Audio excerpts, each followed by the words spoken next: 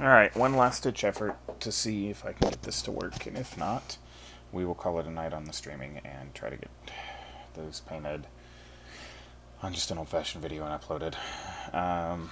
Give me just a moment here, and I need to do some editing on something.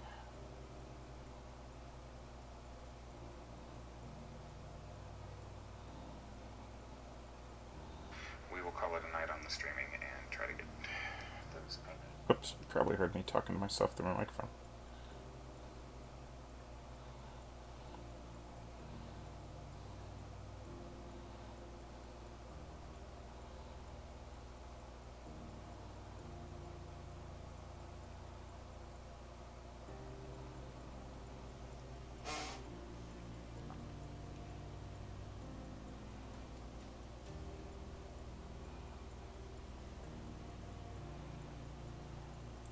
Edit.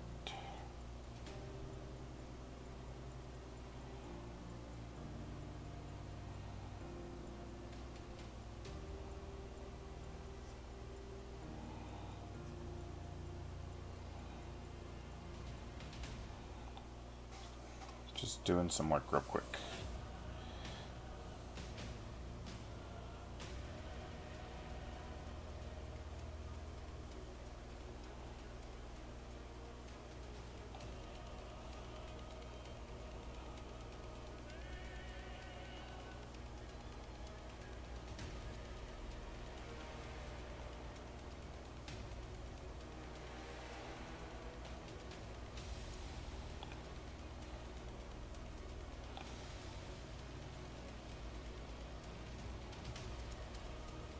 Alright, let's get this kicked off, see what happens.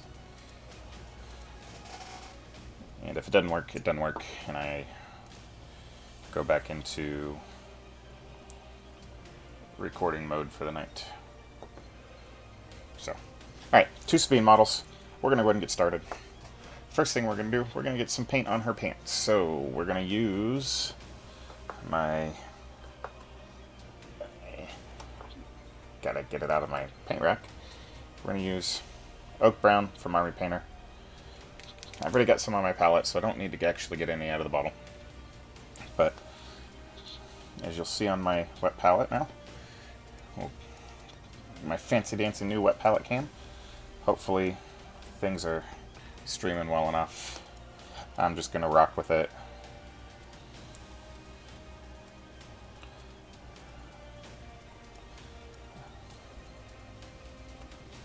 I did some last minute edits, settings edits, and maybe that fixed a few things. Let me know if things look better if you caught the other two streams by chance. So, alright, Oak Brown, onto the pants. And I don't know why I grabbed this brush, this isn't the one I normally use. But we'll make it work for now.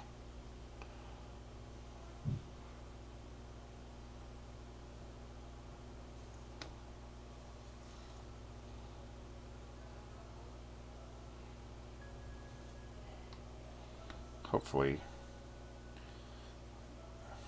what I'm seeing in the video looks to be better than the other streams. So maybe we got that problem resolved. So, I've got these two Sabines. Got my fancy new palette cam. Let you all see what I'm doing up there as I'm getting paint and doing fancy mixes if I need to, or other things. Managed to pick up one of them off that Prime Day sale, and it was finally delivered today. Alright. I'm not trying to be too neat with the pants yet. Just painting them up. Oh, I forgot to do the belt and all the other stuff on the other one, so we'll do that.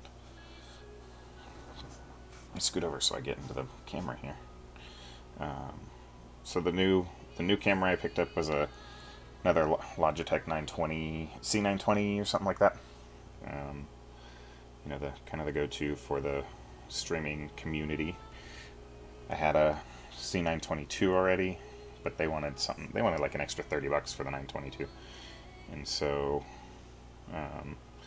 Went ahead and grabbed that C920 and it seems to be working just as well. There's the other one. I did downgrade my palette cam to 720p just because it doesn't necessarily need to be as high detail as what I'm painting on the miniature. So, let me know how things are looking if you're watching.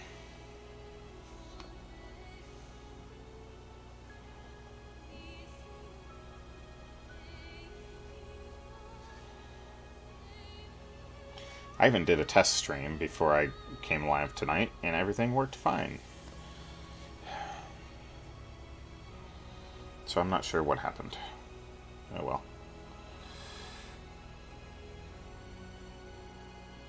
Let me get the leathers on her over here, and then I need to check a message on my phone for a second. So, none of these, neither of these two models are glued together right now. They are left just attached, or they're just press fit, is the word I was looking for. Makes it easier to paint some of these areas as I work through them. Again, I'm not being super neat. If I mess up and go over into an area, we will get that corrected next time.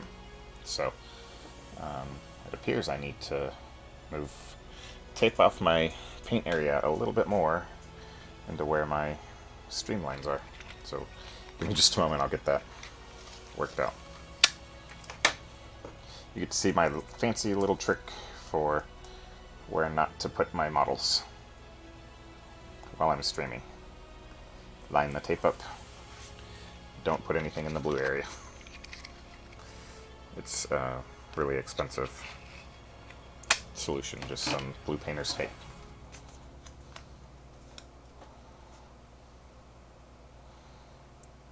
No models in blue area. Oops. That one went a little bit over.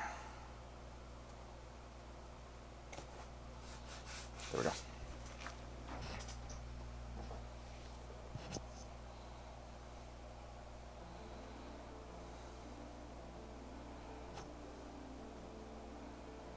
Alright. Need to get my reference pick pulled up as well for Sabine.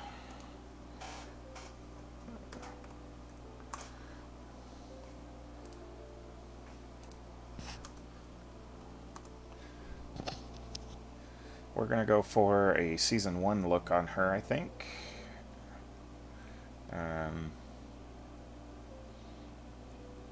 Because I like the black and, well, I like the armor design on Season 1 better. I know the last one I did was more of a Season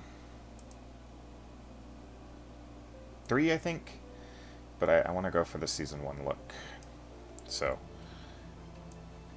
that's what we're going to do here.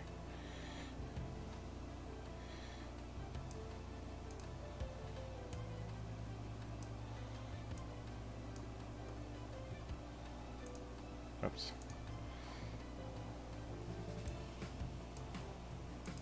Alright. Yep. She's also more of a red than a purple.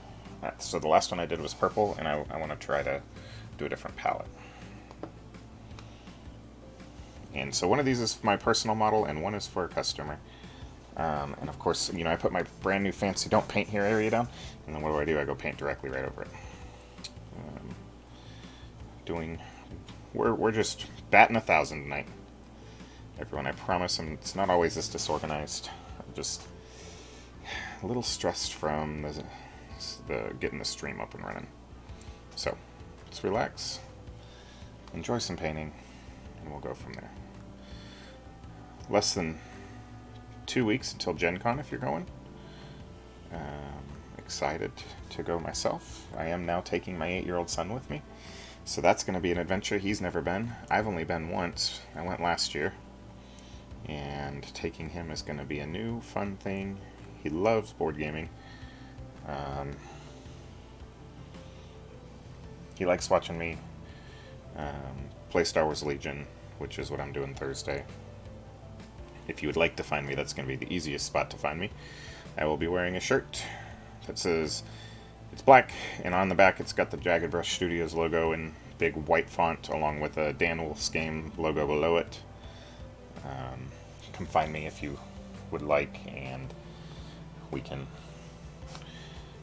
I can't chit-chat too much if I'm in the middle of a game, but we can talk in between rounds.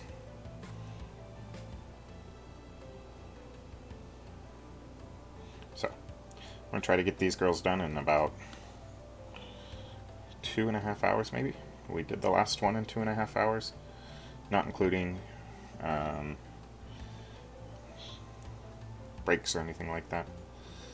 So we'll see what we can do here. Alright, so main pants colors are done on one.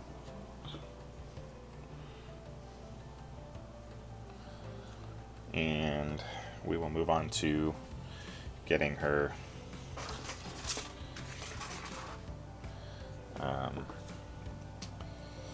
getting the blacks done on here. So we're going to use, for that, we're going to use Necromancer Cloak. As I said, for the pants, we're using Oak Brown from Army Painter. All other colors that we're going to use tonight are going to be Army color paints. For clarity purposes, I am sponsored by Army Painter, or have an agreement with them. But the only reason I was willing to be sponsored and come up with an agreement with them is because I believe in the products they make. So for my blacks, I'm going to use Necromancer Cloak. Squeeze a little bit more out on my wet palette. I know it looks like there's some on there, but that stuff's getting a little bit dry. And it'll come back to life as we start working on some of this other stuff. So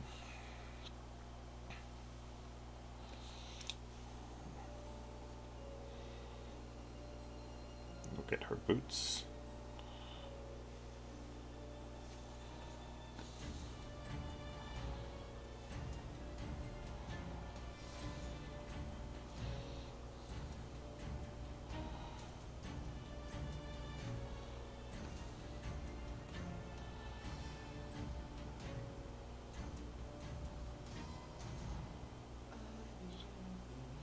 Again, when I'm base coating, I'm not being super neat.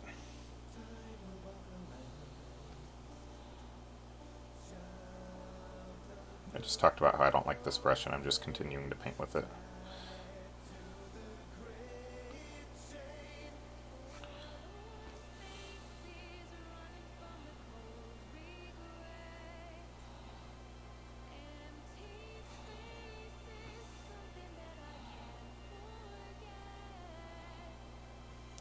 If you're watching, let me know how the music levels are. I messed with them just a little bit prior to this stream.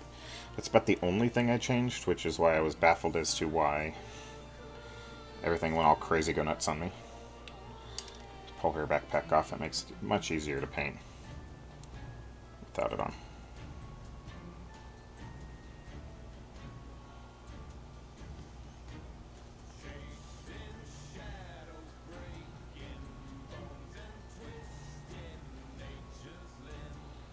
Might take our hat off here in a second too. I know this isn't going to be a 100% true to Season 2 because many of these armor pieces she's wearing are more reminiscent of Season 3 armor as she upgraded over the seasons, but we can definitely get a close representation of Season 2. You know, it's Sabine. She kind of does her own thing.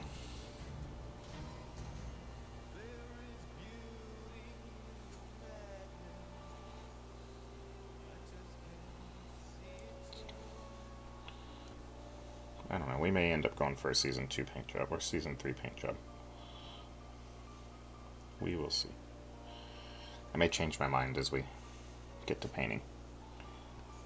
I've done one of those. The only thing I don't like is don't like the owl shoulder piece.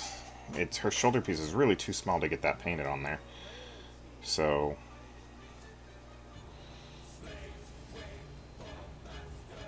and I keep saying Season 2, I mean Season 1.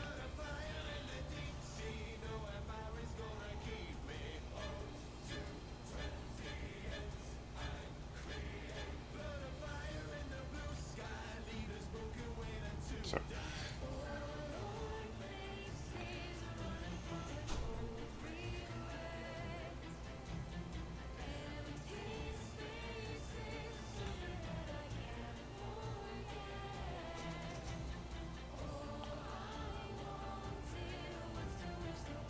we're painting all of this Necromancer Cloak.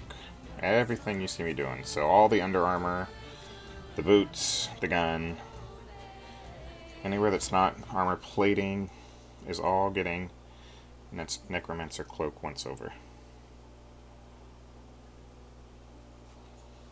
And then adjust my lamp so I don't continue to hit my head on it.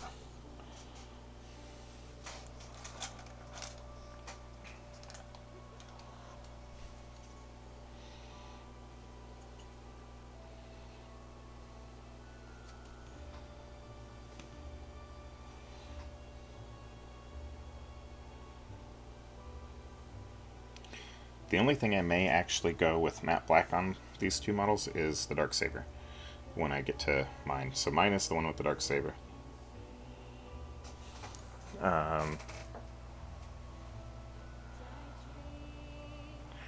Because that Dark Saber is supposed to be super dark, you know? So we'll probably go with that. My wet palette, unfortunately, is warped on the bottom, so it makes a nice little top as I try to work with it. So you'll see me adjust it frequently. Did not realize that until it was too late, and I'd already brought it home and opened it and started working on it, and then it can be super frustrating. But hey, it is what it is. I've got bigger issues to worry about sometimes than whether or not my white palette spins a little bit every once in a while. It's not, it's just a little bit. Alright, one done.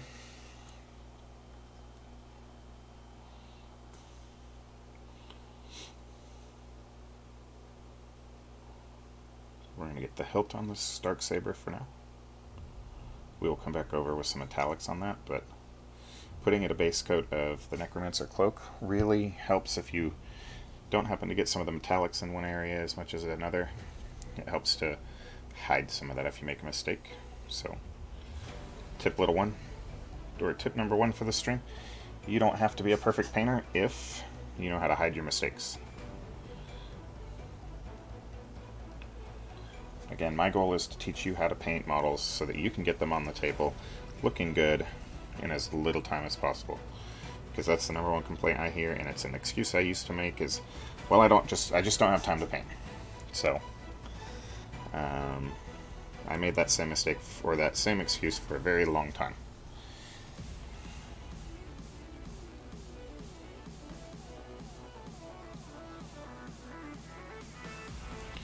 And if you've watched the other stream, I was able to turn around 2 bosks in 2.5 hours. That, in my mind, they looked really good, and the customer was super happy with how it looked, and I'm super happy with mine. Won a paint award with it at ATC last weekend, so it must have looked okay, and I painted it at the same time as I painted another one.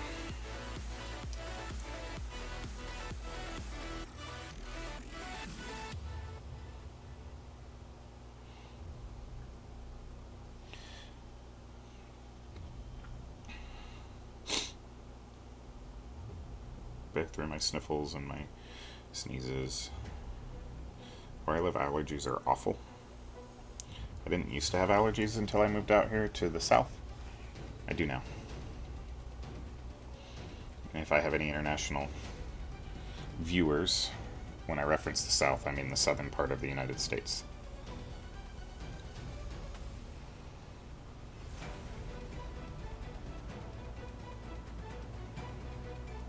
When I was growing up in California, allergies were not a problem I dealt with.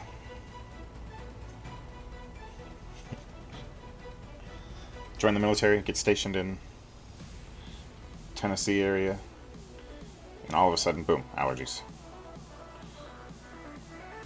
There are days, my car is black, there are days during the bad pollen seasons that I'll go outside and my black car is a bright yellow color from the amount of pollen that is in the air here, so. I'm still trying to decide what I'm going to do. I need to make 2 content videos, and I think one of my content videos, though, is going to be, I will record while at Gen Con and upload some stuff while I'm at Gen Con. So I might try to record some stuff from the FFG area while I'm playing Legion. That'll probably be my content production for that week, is Gen Con data or info or whatever you want to say.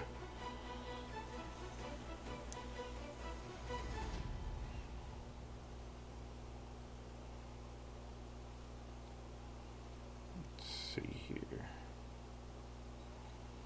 If you're watching this and you haven't, whether you're watching it live or streamed or recorded is the word I'm looking for. I'm riding a struggle bus today, guys.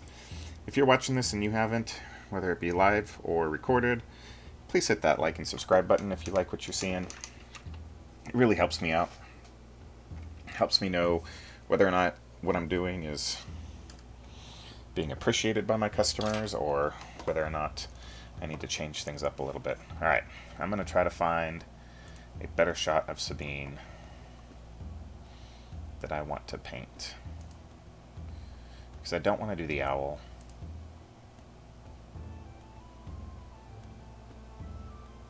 But it looks like we're going to end up doing the owl. So that's the thing.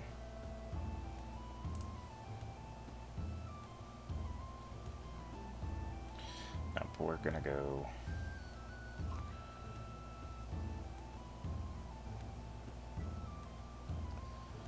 Bear with me, I'm looking for my reference photo.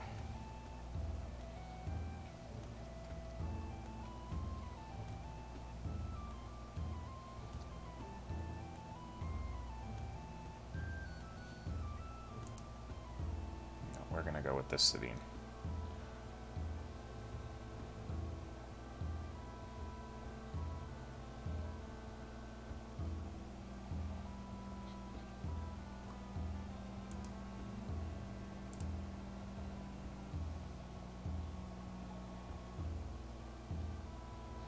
We could do a Season 2 Sabine with the blue hair, and I think that's what we may just do.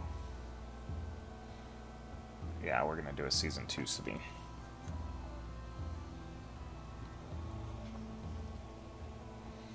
Yep. Ta-da. Found the one I wanted.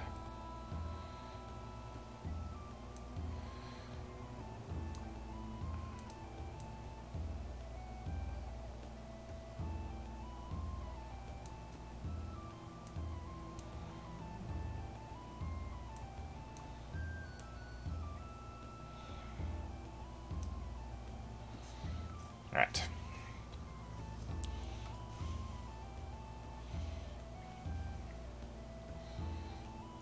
So we've got some oranges, some reds, red and orange armor, purple shoulder pad, it appears, Spring Wren. Let's look up Season 2. Now that I've got the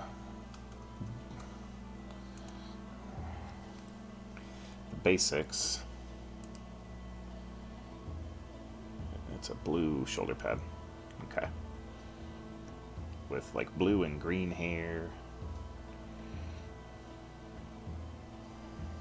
Yeah, I like that one much better.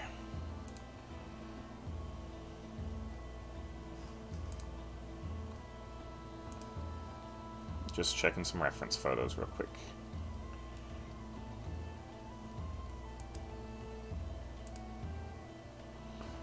I mean, I'm not super concerned with it being perfect, but I want it to be a close representation at least, you know.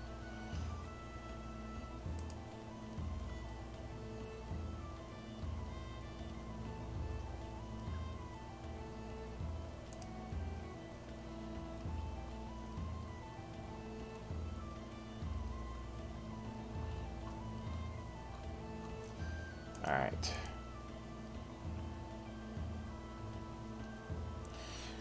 So for my red, I'm going to use a new red color that I'm really liking a lot called Abomination Gore.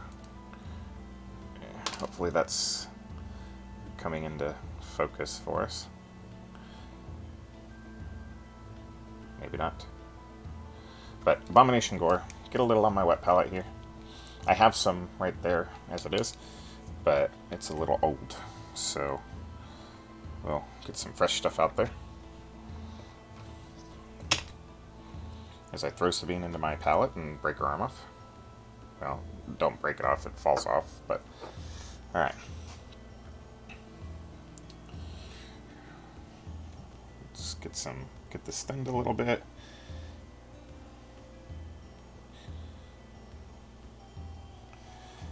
And I just feel like it needs to be thinned just a touch more. Alright. Step 1. Paint.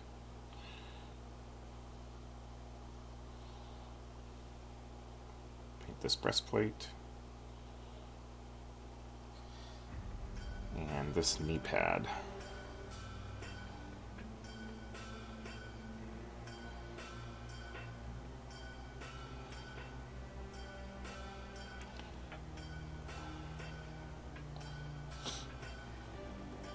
Okay. To my other one.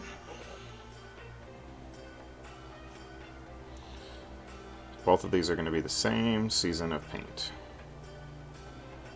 Well, same paint style.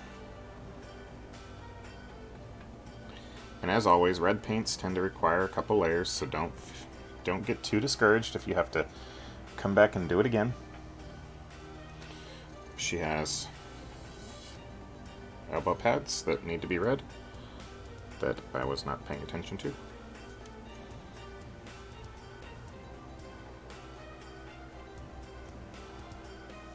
Okay.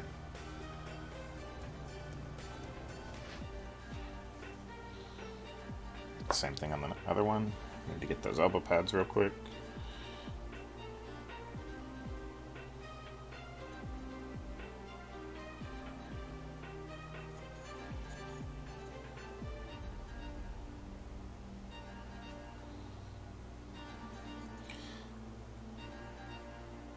I like that they gave us 2 options for the right arm. I wish they would have given us 2 options for the left arm on her. Just to, because it feels like she's only got a half dynamic pose instead of, you know, different poses. Not like Bosk, who was completely customizable, or mostly customizable.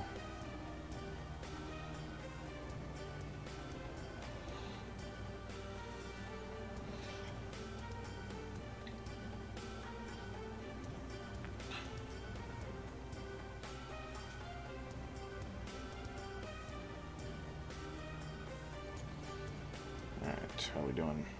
Again, be careful applying those colors. Before you put that second layer on, make sure the first one's dry. Otherwise you'll end up pulling off paint. And nobody likes pulling off paint. If you make a mistake, we'll come back, we'll touch them up later. Don't stress about it. Mistakes onto black are the easiest one to cover up, because black paint covers up just about anything. The only place I've struggled with getting coverage of a mistake with black paint is over metallics. It may take a coat or two of black.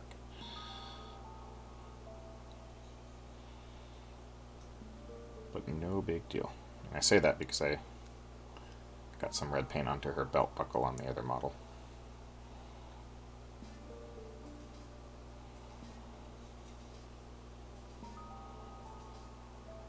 So thin layers of red.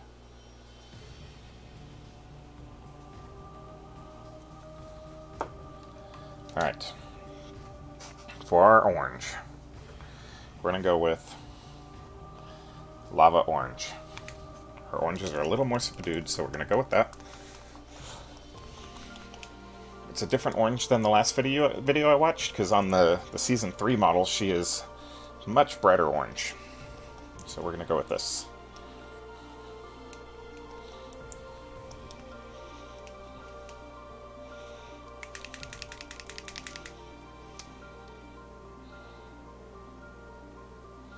And I try to keep my palette, like when I'm putting paint on my palette, I try to keep light colors together. So like all my blues in one area, my blues and greens, all my browns and yellows, all my reds, oranges, things like that.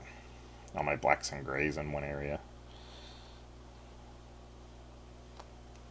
It just helps me visually know where I need to go on my palette when I'm trying to get stuff. So I've decided, because the reference models I've seen, she's not wearing this. This little ARM computer she's wearing is going to be orange. A little bit of artistic license on that. I know it's blue on some of the other reference photos I've seen, but I want it to be orange. A little bit brighter pop of color there.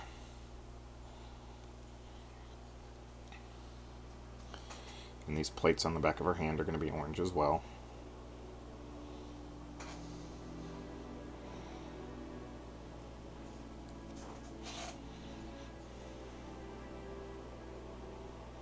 Orange is another one of those colors. It's going to take you a couple coats, so take your time.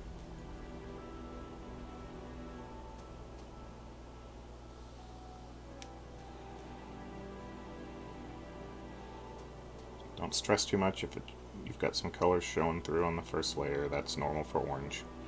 Almost more so than red. They're both terrible at coverage in general. We're going to get her boot plates here. Again, if you look at reference photos, I know these plates are a little bit larger because she's intended to be a Season 3 color model, but I really like the Season 2 or Season 1 colors better than the Season 3 one. I don't know why. It's just a thing, I guess.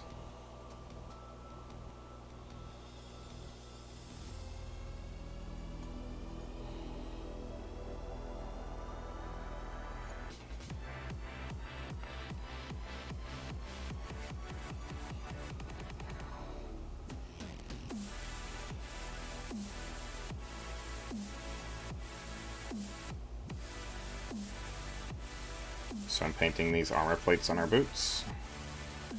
One knee was red plated, one kneecap is orange plated. So we got that painted. We're going to get this other arm computer and the plates on that one.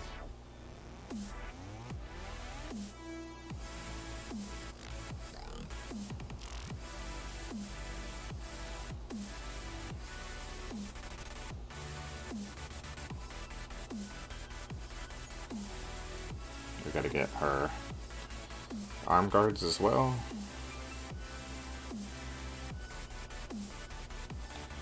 So her elbow pads. Those are orange. And I'm going to do her helmet on the one that's wearing a helmet. That's just going to be, we're just going to paint that all as one step when we get to the helmet. So I'm going to actually take her helmet off for now.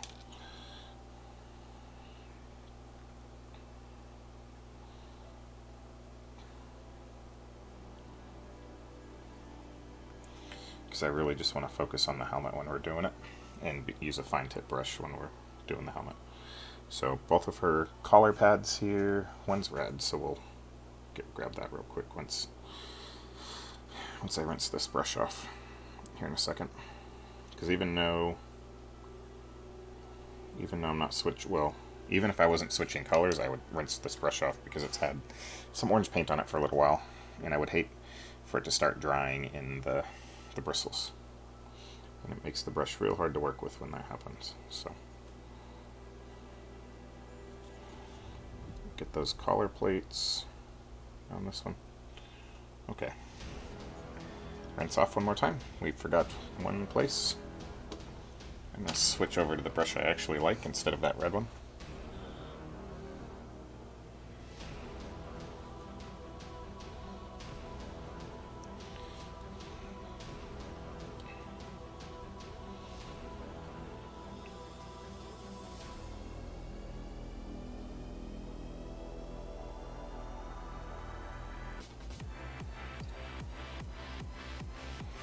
I'm actually going to try to work my number 2 because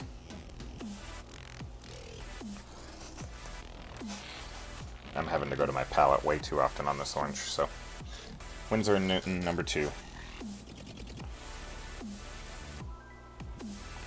Get a little bit of water in it. Get some paint in it. Don't load your brushes up too far with paint.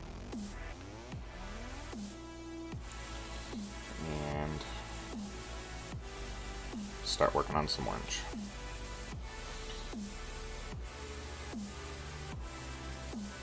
If you have a 2 with a nice tip on it, you can do some pretty fine detail work with a number 2. You just gotta take your time.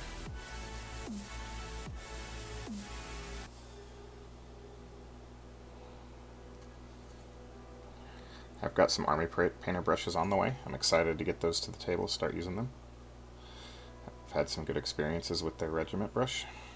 I've not used their other brushes, so I can't necessarily comment on them, but the regiment brush worked great until I just wore it out. Like I said, I abused it.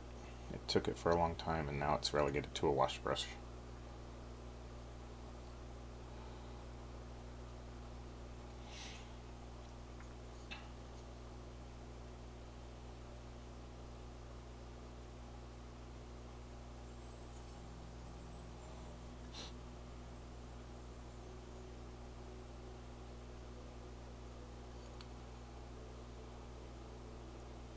I got some orange on her gun. We'll fix that up in a little bit.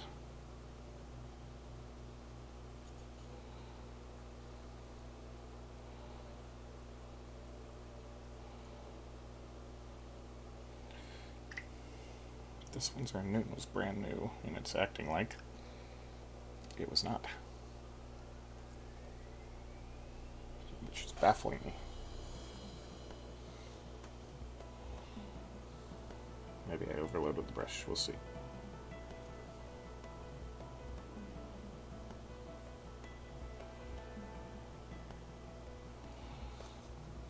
Today's just been a rough night at the paint table.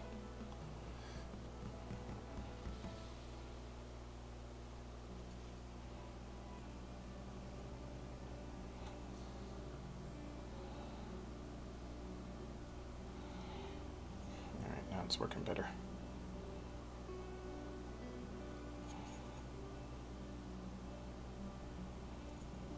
Acting more like it should. Each brush has its own unique character to it, and sometimes you have to learn their character as you paint with them. And so you'll see some of my favorite brushes are super worn out, but I know how they paint, so I tend to use them even though they're super worn out. Especially with some of the natural hair brushes, every single one acts a little bit different than the one before it, no matter what brand. They try to go for consistency, but natural hair brushes are just that. They're made from real hair.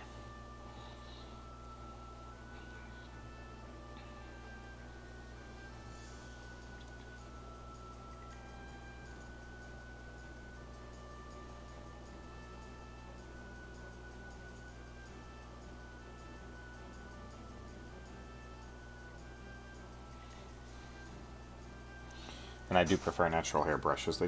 They perform different. I have some synthetics. Mostly from when I couldn't find the natural hair brushes local, they were out of them. So, alright, we're going to set that one aside and we're going to switch over to the other one.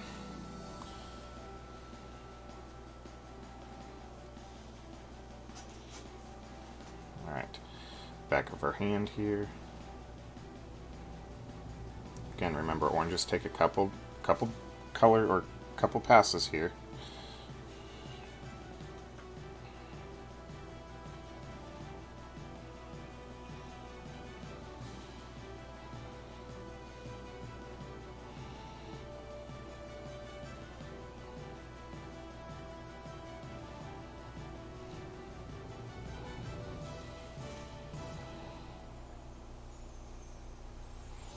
You'll see me turn my brush on my palette as I go into the paint. That's me trying to keep that and maintain that nice tip on the size 2. Again, like I said, I can paint with a size 2. I just typically choose not to. But it does save time because you're going into your paint palette less. So we're going to use it today because my other brushes were frustrating me just a little bit there. So.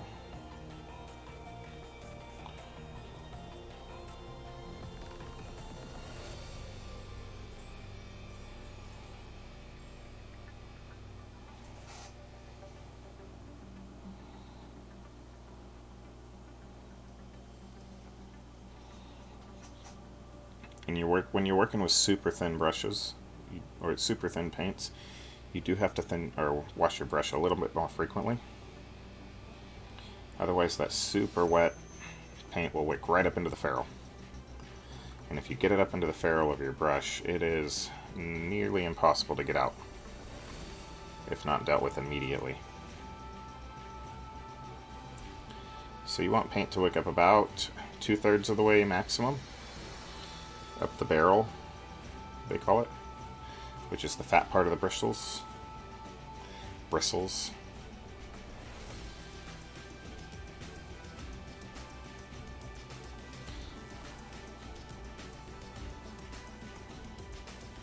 I'm not even paying attention to whether or not this stream is coming through well. Hopefully it is. I know I'm not getting the audience I wanted because I had to restart the videos from where I shared around, but it is what it is. If you're watching and don't mind to share it around for me, that'd be swell.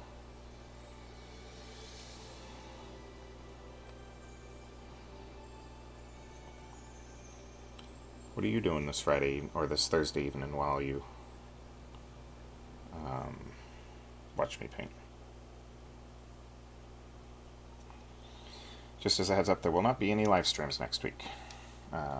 Family coming into town, and I'm going to spend some time with them. I might get to painting while I'm with them, but it won't be live, because I don't know exactly how often I'm going to get to the paint table, and how consistent it's going to be. Why am I getting split tip on this? On a brand new brush, I should not be getting snake tongue.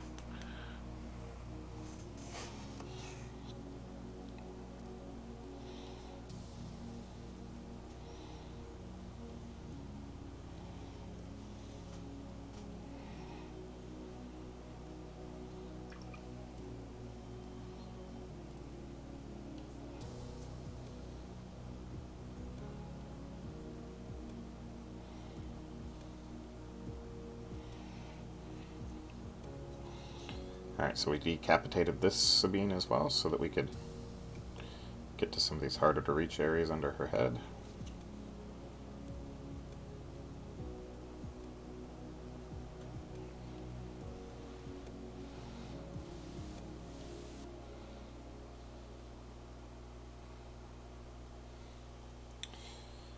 Really make sure you pull and twist across your palette to get that nice fine tip point if you're using a size 2.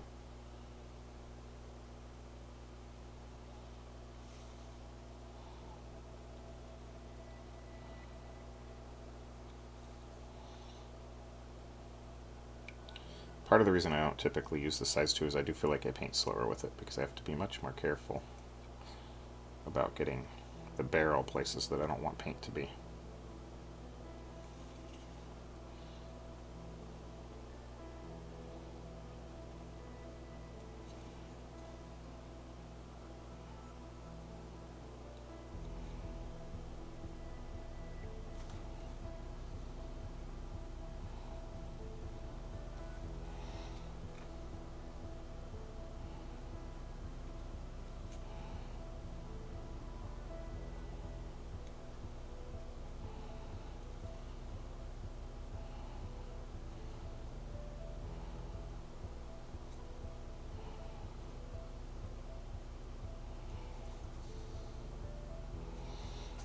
If you do subscribe, and you don't know when we go live, you can always hit the bell and turn on notifications, and you'll get a nice little pop-up whenever we go live.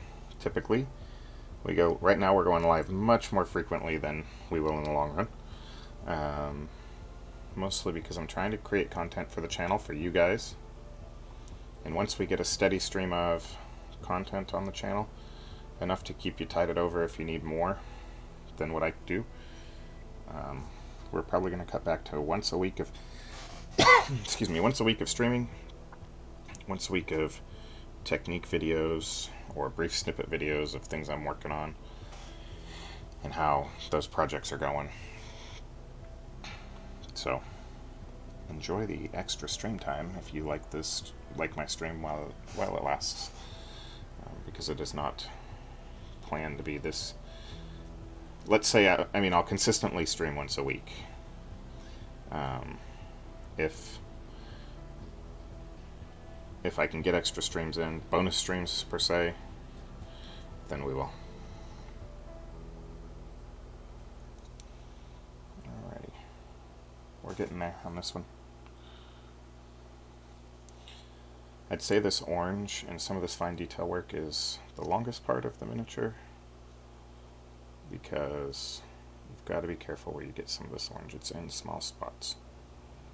So, and it takes multiple coats, like a few coats.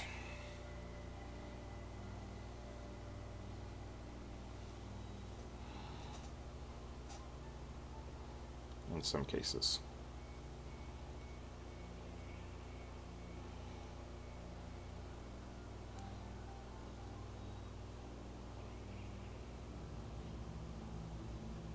All I've done to adhere her to this little handle that I've 3D printed myself is used a hot glue gun.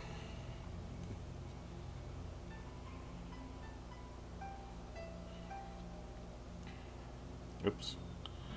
Went way up on the boot. We will fix that with some Necromancer Cloak in a little while.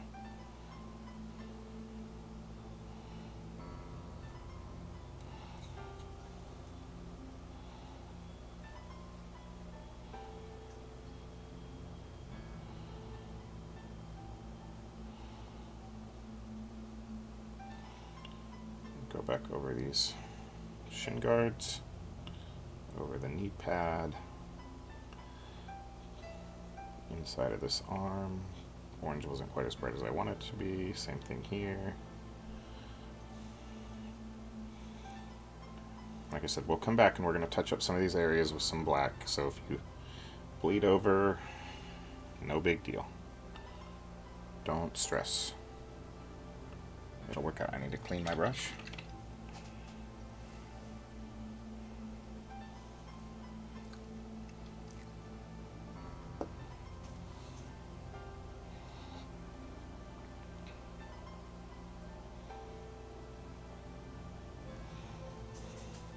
You can get this, I think this is a Masterson Stay Wet palette or something like that. You can get them for roughly $10 in the US. I don't know what they would cost overseas. I like it. It works well for me.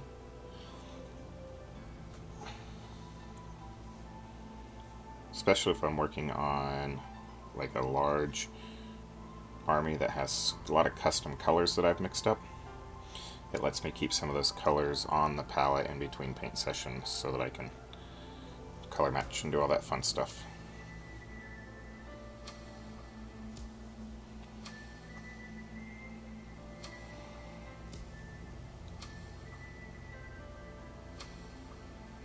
Just about done with the orange on this one, so, alright.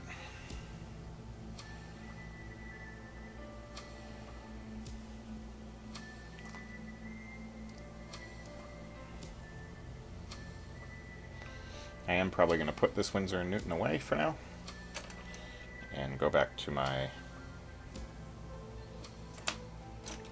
where is it? My old trusty number 1 that I've been using for everything for a while. So one thing I did notice is that on some of this knee pad I didn't get the sides and the top, and this one specific breastplate needs a little bit more work. Same thing on the neck piece on this one. Needs another coat. I don't think I even got the, well, I painted both of them orange on the other metal. Whoops. We'll go fix that here in just a second.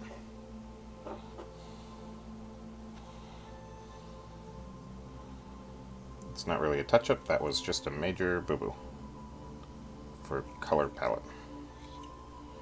Alright. So,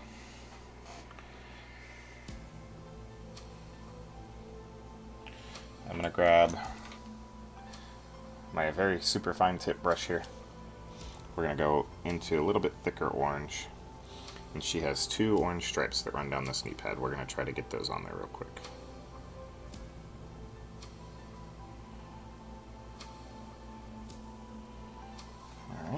One down.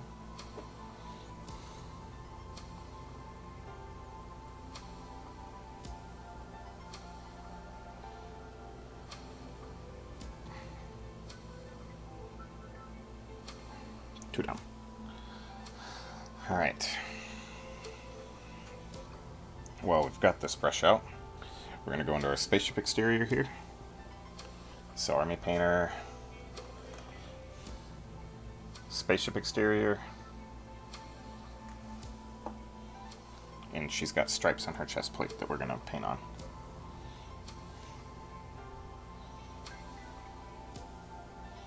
And we will end up painting the Phoenix on her left breastplate. So, she has two stripes. One right here. One right here.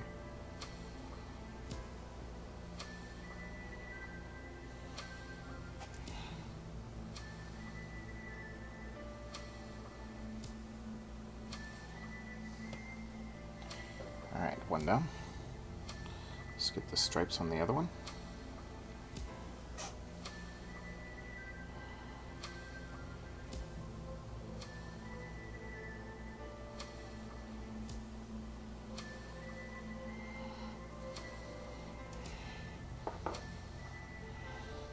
Alright.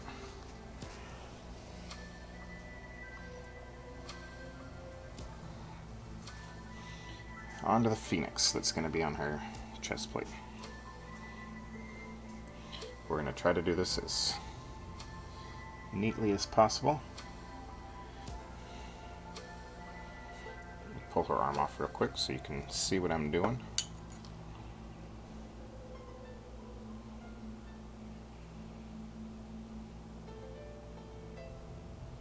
So I'm just painting a C shape and then a line down the center.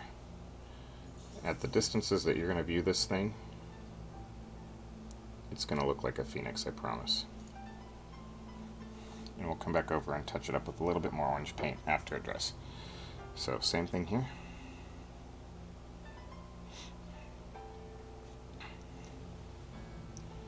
A C shape.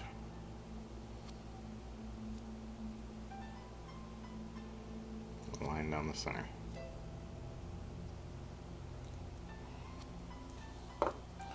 On back to the other one, it should be dry enough now since we used very little paint. Just to really brighten it up a little bit, make it stand out.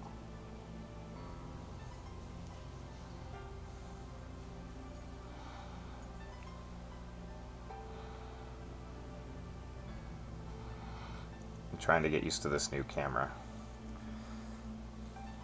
and it doesn't want to come into focus. Right? Oh, we were there. Come on now.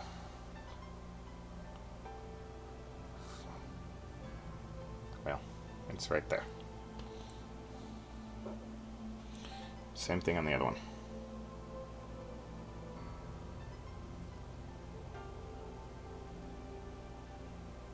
That's an easy way to do Rebel logos also that look great at tabletop distances.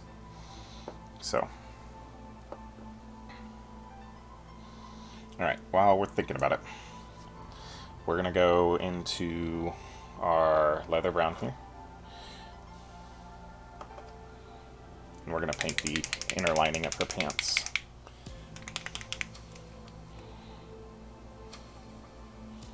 So, I'm going to paint her leather brown. This bottle has been well used, and I'm going to actually use my fine tip brush for this, just because some of these areas are hard to get to.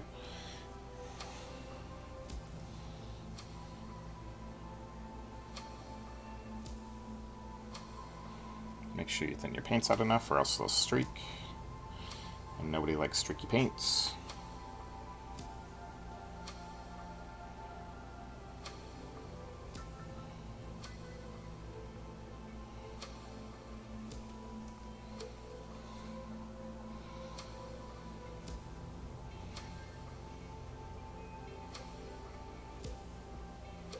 If you go over into the dark tones of the brown, you can always cover it up later.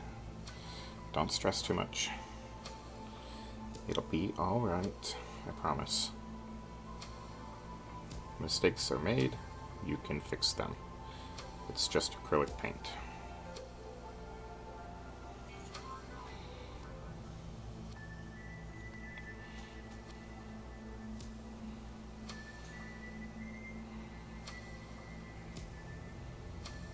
And you'd be amazed at when you wash these models with your wash, what washes help hide too. Again, you don't have to be a super duper painter if you know how to hide your mistakes. If you're going for Golden Daemon or Crystal Brush Awards, then this is probably not the paint job that you want to follow. As I paint off camera again. Good job, me. Because those are very specific techniques and stuff that you're going to need to use to paint to that level. And washing simple base coat wash highlight is not going to get you there. But if you want to field a table full of an army as quick as possible that looks good and people are like, oh hey, that looks really great, that's what I paint for.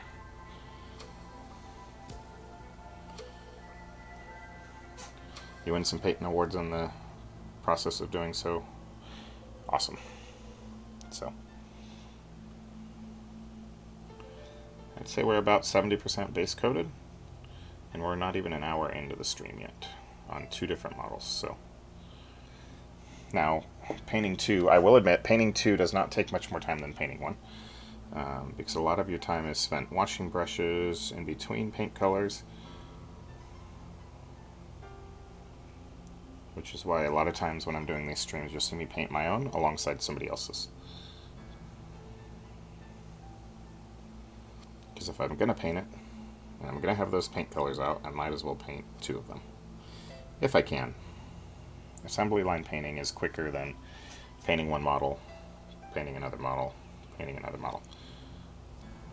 If you're painting things like Rebel Troopers, or a whole bunch of skeletons for D&D, or I don't know, hordes of something or other, a bunch of orcs for 40k, a bunch of Imperial Guards for 40k, find a way to assembly line paint them.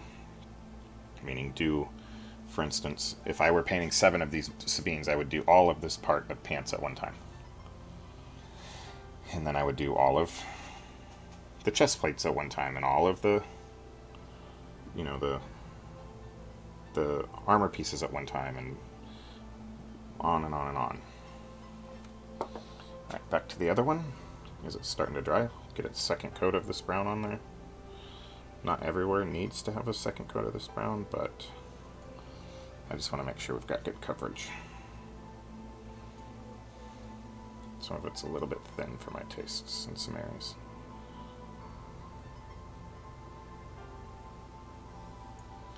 And that's not due to a knock of the army painter. I over thinned it as I was painting a little bit.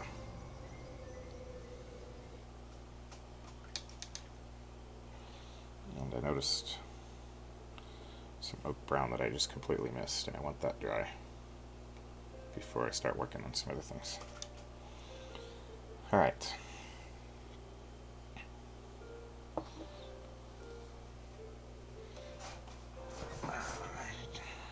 Adjust for my back real quick. I have some matte black over here in the corner. It is not a very common color for you to see on my paint palette. I don't use it often at all. But this dark saber really needs to be black. Black as night for the glow effect that we're going to use to work properly. So we're going to go ahead and get this painted matte black. About the only thing I use this for, and the reason it's on my base, or my palette, is I use it on bases, because it really helps the miniature pop. And that's about it.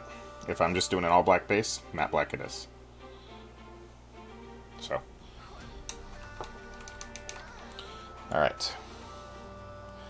For her shoulder, I've got this for one shoulder. I have this Daemonic Yellow. We're going to use that to paint the shoulder pads on the right arm. So need to make sure the yellows get mixed up real well. They do tend to separate a little bit. So make sure you get that done up real well.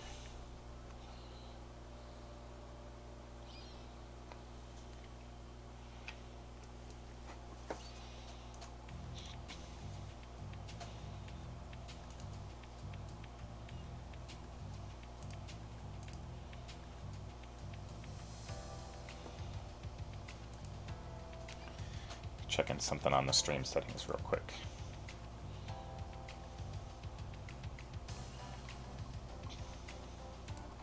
Let me check something over on my phone.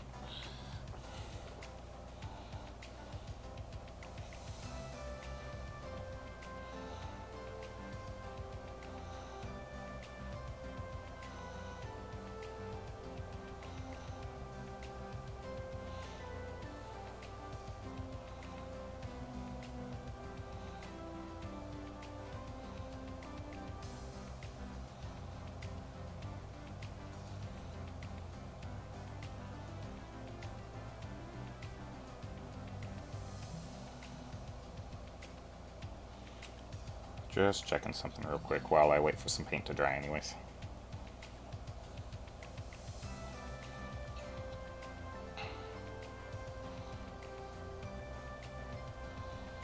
I'm excited to be able to go to Gen Con. I'm excited to go and get to see what's new out there. I'm really, really hoping that, oh Lord, what am I trying to say?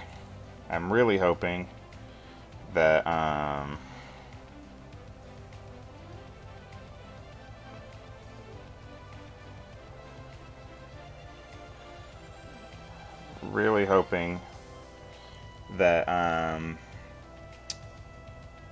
Clone Wars gets released there.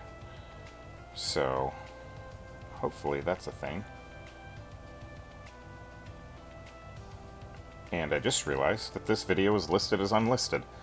Not sure what's going on there. So, maybe that's why y'all weren't able to see it. So, maybe we'll pick up a viewer or two now.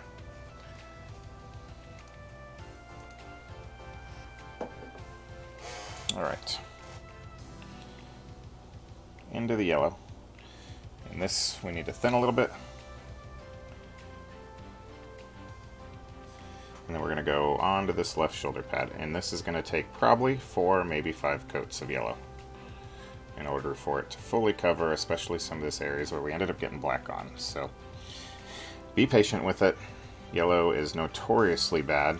Yellow, white, orange, red. Notoriously bad for coverage. So don't try to put it on too thick. Just be patient. Put a layer on. Go work on something else. Come back, put a layer on. That's how you save time when you're painting. So we're going to go ahead and put this layer on. We're going to also take my super fine tip brush and go right here in the center of her chest plate. There's a little dot thing. In that, we want yellow. At least it looks yellow on the picture I'm looking at. The reference photo.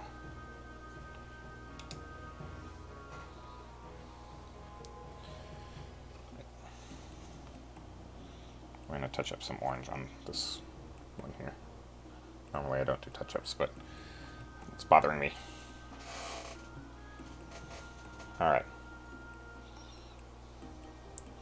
Also, some of this leather brown.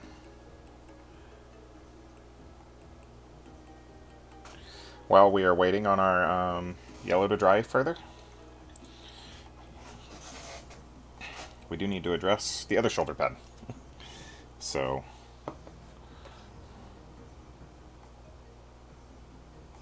we're going to dry fit the arms back on. Oops. Well, I accidentally snapped her off of my hot glue base, so we'll plug in my hot glue gun while I work on finding a color for her other arm. So it's kind of a I know what color we're going to use.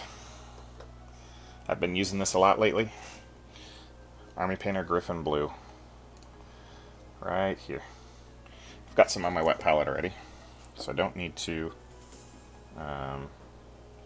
squeeze any out. It's right here in my corner, so it's this nice blue.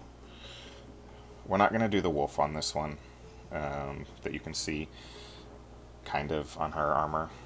It's just difficult to get. If I were going for a competition paint, we would do the wolf. But I'm not, so we're just going with blue.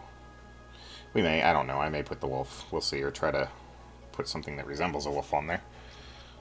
One down.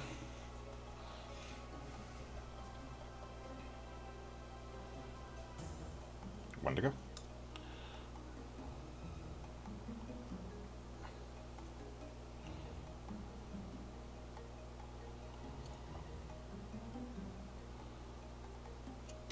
I like this blue, it covers real well. It's a very neutral blue, I guess is what you could say. And alright, I'm going to stop painting that one because she's fallen off her base now. And if I keep trying to paint her, we will mess some things up. So we'll work on the other one while I wait for my hot glue gun to come to temperature. I don't edit out my bloopers, I don't edit out my anything. You guys get to see exactly what's going on in my paint station as I paint. Second coat of yellow onto the shoulder. We are going to do some quick and dirty checkerboard on this one once we get to that step. I do need to look up what her jetpack looks like on Season 2.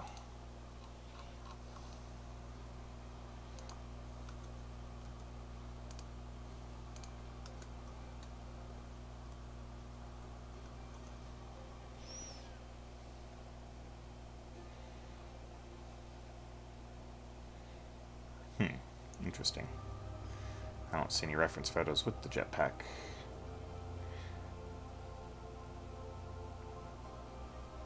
So we'll go with the season. Oh wait, here we go. Orange and red and black. That's what it kind of looks like. Orange, red, and black. Works for me. So we're going to pop the jetpack on this one's back.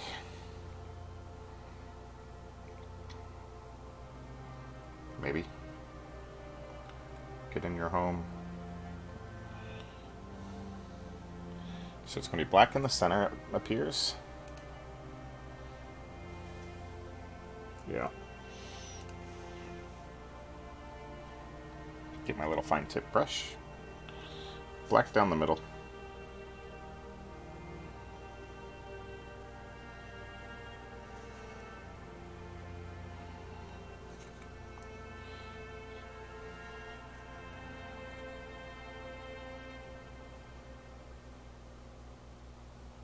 You'll see me hold my brush in some weird positions while I'm painting.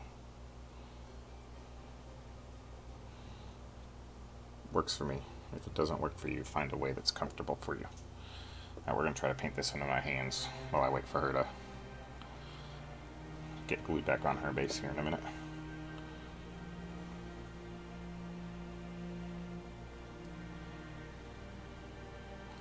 So like I said, we're going to work on the heads and the helmets separately. They're going to get entire sections on their own. It'll be in this video. It's just I'm painting the body right now on both these.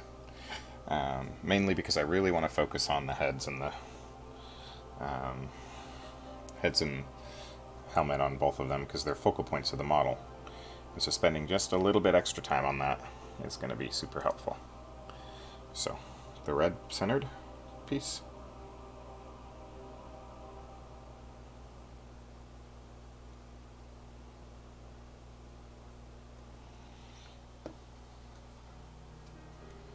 That Abomination Gore. Alright, I can smell my heat gun coming up to temp, or my hot glue gun coming up to temp, so it's almost ready. Uh-oh.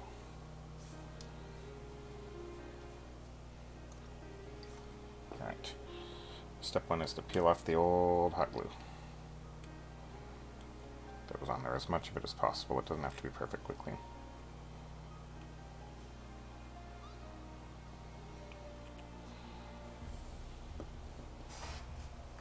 Trash it.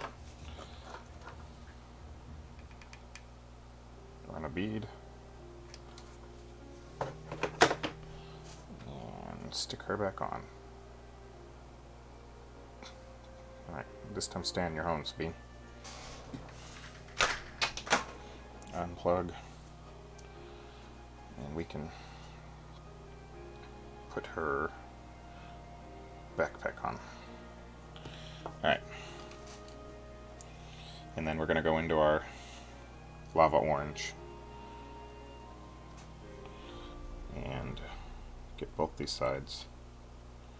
And we are going to paint the wings on there in a little bit. Don't worry about that. We'll get it.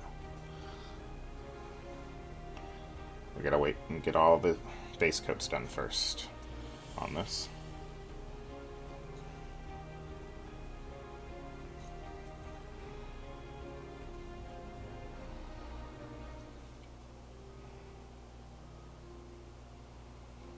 Alright, one down. I like Sabine. She's a fun paint palette to paint. I put my Griffin Blue back up. Usually I set my paints that I use to the side. That way, when I'm finished up, I can write in the description all the paint colors that I use for y'all, so that you can real quick, before even watching the video, if you want to paint alongside me, have all your paints ready to go. Bob Ross style, you know? Maybe one day I will get to the point to where I am able to edit these videos and flash them across the screen as I'm using them. But for live videos, it's not super conducive to do that. Unless I had somebody like in a studio somewhere. And I don't. It's just me with a paintbrush sitting at a desk. Alright, we're going to go into our yellow. Again, like I said, we're going to get these yellows in there, in between layers of other things, so that we can get a nice bold yellow. And we'll go to the other one as well. Which, this is the third coat on this shoulder pad for her.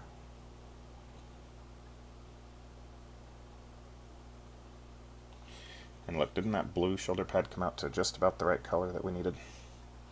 I think so.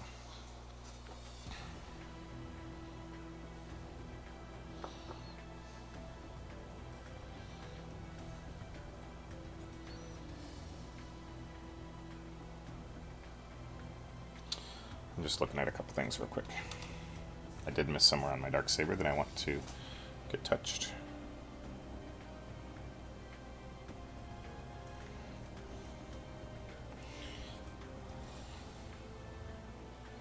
Alright, another coat of yellow onto the backpack.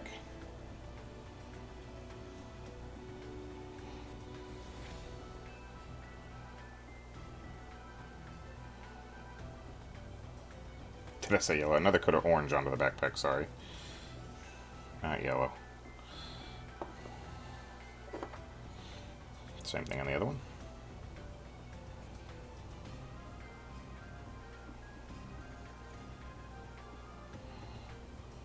I think that may be sufficient for what we're trying to accomplish on that backpack. The only thing we'll probably need to do is go touch up with some red paint on this one right in the middle. I know I said I don't do touch-ups till the end, but when I entirely cover an area with a paint color, we gotta fix that. Alright. So one other area that I realized I missed is these bands around her leg that hold her knee pads on are black, not brown. So it's not touching up, we're actually painting an area now. A color that we missed before.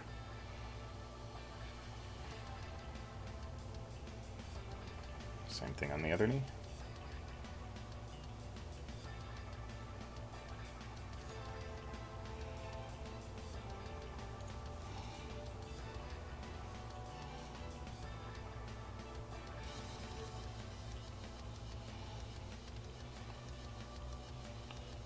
Bear with me as I'm still getting used to having a corner area here that I can't stream in, so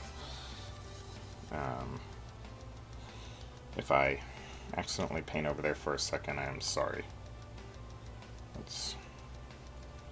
While I've got the black out, let's touch up some of these boots where I got some orange on it real quick.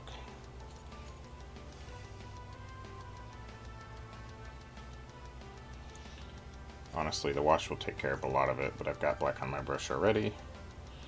Might as well touch up some of it. Okay. Other one, we need to do the same thing. If you're just joining, thanks for joining. Welcome to the chat. Welcome to the stream. Drop your name in the... or drop a message from me in the chat box if you care to watch. Or care... Let me start that whole statement over. If you're just joining, thanks for joining me tonight, live streaming. Some Sabine Wren painting here. Drop me a message in the comments. I would love to interact with you. Let me know you're here. It has been a struggle tonight getting some painting going on the stream, but here we are. If you don't care to, let your friends know that we're painting here live, if you think it's something that they would be interested in seeing. And if you haven't, hit that like and subscribe button. And if you want to get notified when we go live here at Jagged Brush Studios, hit the bell also.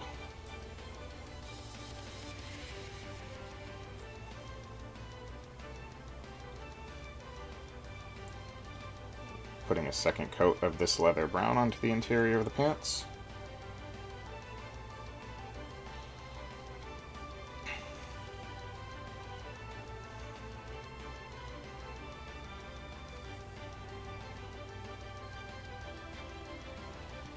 Okay. Alright, we need to go over our yellow yet again. Again, thin layers of yellow when you're painting shoulder pads and stuff. Thin layers. It's going to take a few. You don't want to goop up your paint or anything.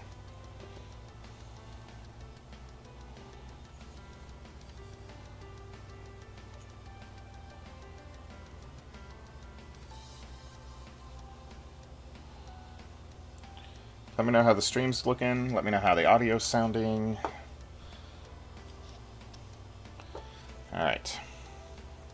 We're going to get these wings painted on. I need to pull up my reference photo again. Let's see what we can do to get that painted on. It's not going to be a perfect representation, but it will be close. It's a lot of small details to fit in a small area. 1, 2, 3, 4, 5, 6, 7, 8.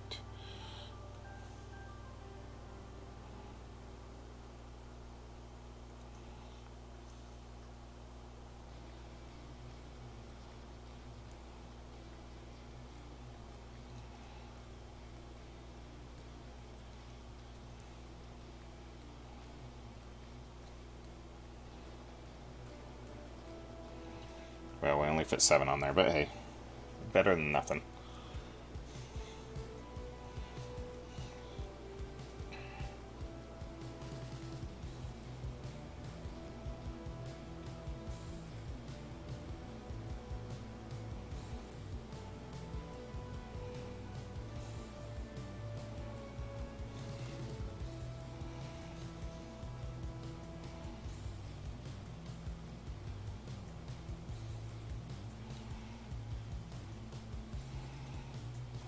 Close enough for a Sabine paint job.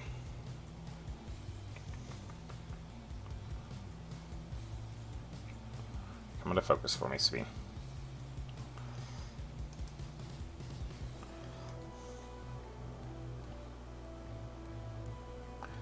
Some reason it will go into focus for just a second and then come out again. There we go. Oh, stay there. There we are. Well, it was there for a second. Same thing on the other one.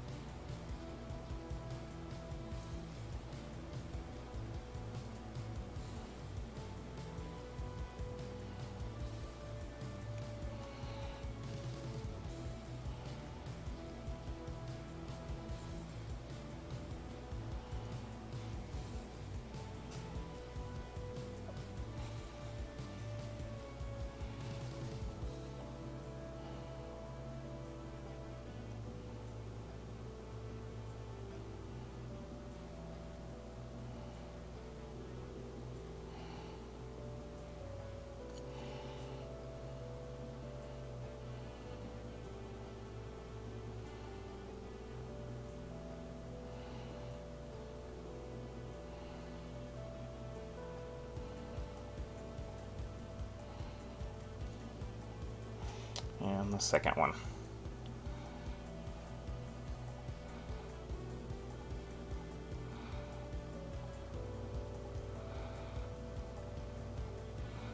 She came into focus for a second, I saw it. There it is.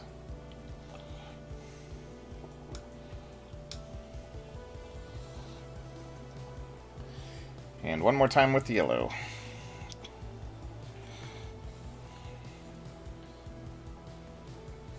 And that's probably about as yellow as we're going to get out of these.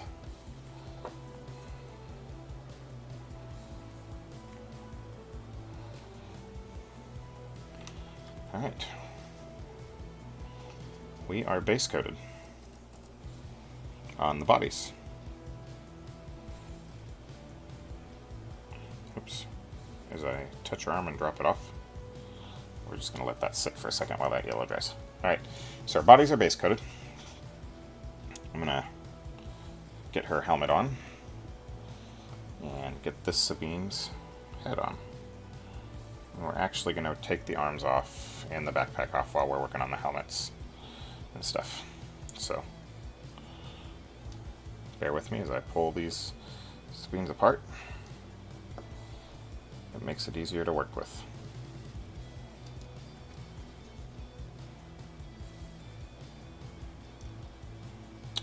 Alright.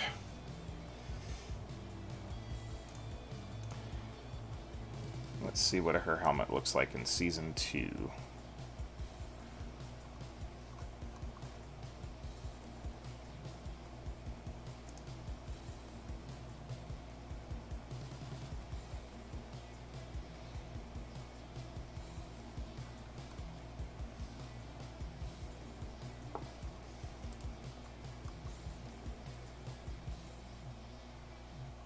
I'm having a hard time finding one with her helmet on.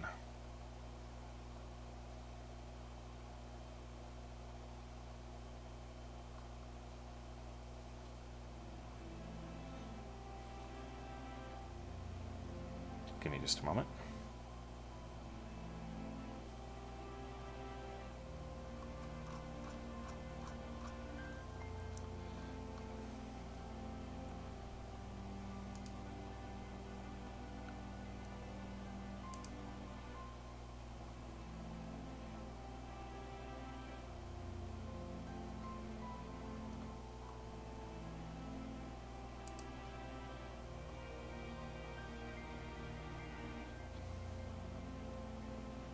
So it's that helmet. Okay.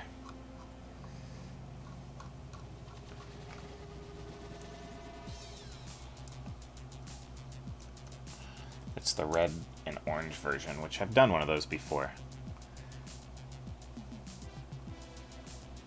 She's got a bunch of different helmet paint jobs, so...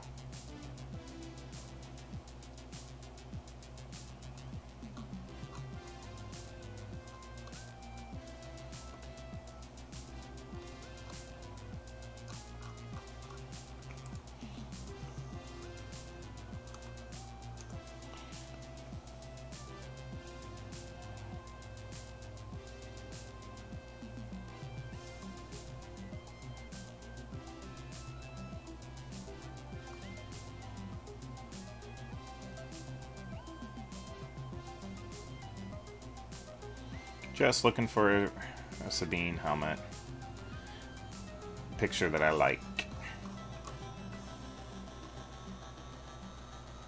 Boo? Why boo? What are you booing me for?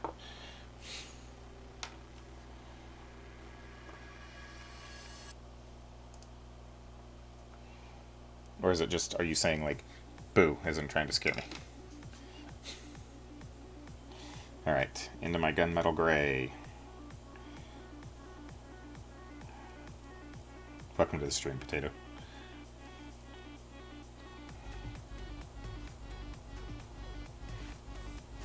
Alright, gunmetal gray. Or not gray, gunmetal metallic. Like Ghost Boo, okay. I figured that's what it was, but you know. Funnily enough, my Stormtrooper video got a thumbs down, and I'm like, what the heck? What did I do to deserve that? Alright, let me get back in the middle of my paint stream here.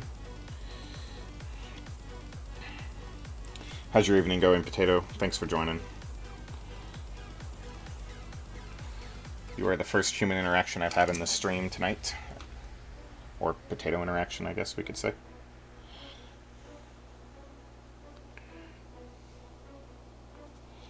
And we're going to take some Necromancer Cloak, and we're going to get it right down into the middle of this mask. And the eyepieces and stuff. And we're not going to be able to get all the stupid, fine little details that she's got going on this mask. It's, for me, they didn't know how suave I am. Well, I mean, I guess that's a thing. Alright, I forgot to get the little antenna here. Good. Glad to hear it's going well, man. What are you working on project-wise?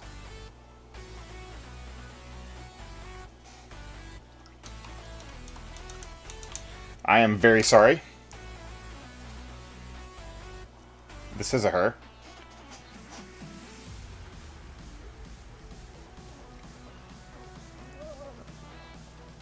Maybe you assumed her gender. This model decided to be a guy.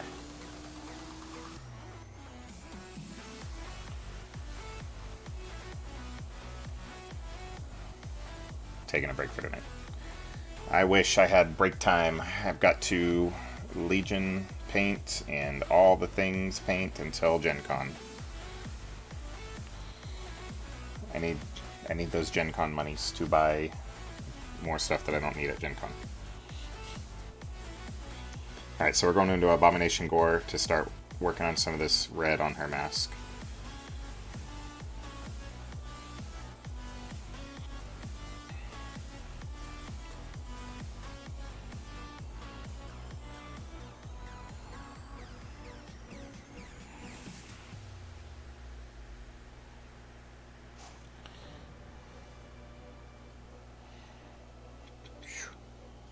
That's quite a lot. I don't paint 40K anymore. I mean, I can, and I have a customer that has asked me for a quote on it, and I've painted for him for a long time. I've done his entire Legion army. He wants me to paint some Tau for him, and I'll probably consider doing it, but man, 40K just has a lot. There's a lot that goes into painting 40K. And it takes so long. I don't know. Alright. For her, we're doing the pink helmet version. Because I've seen so many that say different colors and things. And so for the pink, once I get done shaking this paint up, I don't use this color very often, we're going to go with, it's actually Warlock Purple, but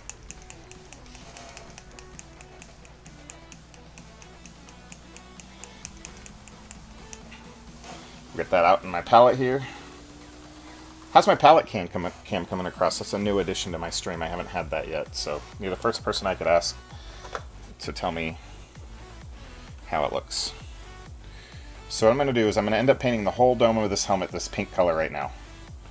And then we will cover it up with the other colors that we need once it dries. So pink, pink, and all the pinks.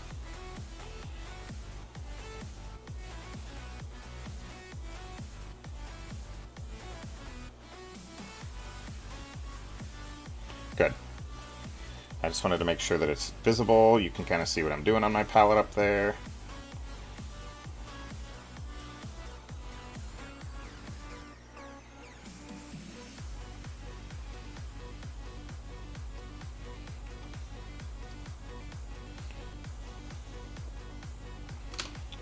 Alright. And I'm taking a little bit of liberties with some of these paint schemes on this. Alright, so while that helmet's drying, we're going to work on this Sabine, who is actually going to be the head version, if it would come into focus. Anyways, it's her head. So For her base flesh tone, I use this for almost all of my flesh tones. A blue bumblebee, huh? That's an interesting color scheme. For my base flesh tones, across the board almost, unless I'm doing certain things, I use Army Painter Tan Flesh. That has replaced Bugman's Glow for me, which used to be my go-to from Citadel. But I did finally find this color that I like as my base tone. You could go a little bit darker and go with a... there's a... Is it Barbarian Flesh? No. Maybe the Tan Flesh is the darkest one that I use. Never mind. Ignore me. I'm rambling. So, we'll get that squeezed out up here. Just a small little dot.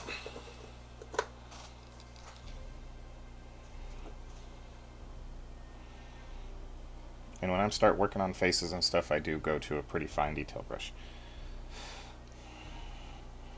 Alright, so get all of her skin tone, paint it on. This will take a couple of coats, so don't be in too much of a hurry. Use a thin paint. You don't want to lose any of those details. Cardic Flesh for P3. I've used it before. I used it a long time ago when I used to use P3 paints. I have moved away from P3 paints. Not that they're bad. They're difficult to get a hold of, and I've been super happy with the Army Painter stuff, so I wouldn't be partnering with a brand that I didn't fully believe in, which is why I've partnered with Army Painter. So, first face tone down. We're going to go back over to the other one, and we're going to put a second coat of this pink on, because much like red, these pink colors don't go on. The P3 colors are very bright and contrasty. You are correct.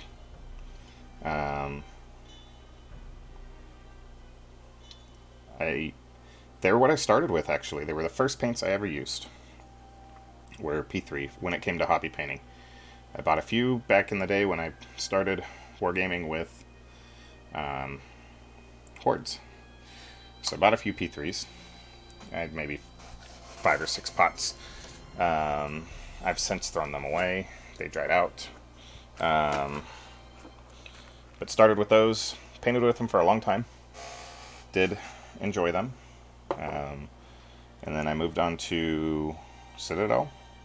And then I went through a phase where I was trying to find paints for as cheap as possible, and I actually painted with Liquitex Artist acrylics, and they worked well. And then my wife bought me an Army Painter Mega Set for Christmas almost 2 years ago now, and I've been hooked on them ever since. So, alright. Get my fine detail brush here. Go into some of the lava orange. And we've got to get, she has little orange lines that are easy to miss on her mask here. They may not come, I don't think they'll come across well on cam here, but when I take my pictures you'll be able to see them. So.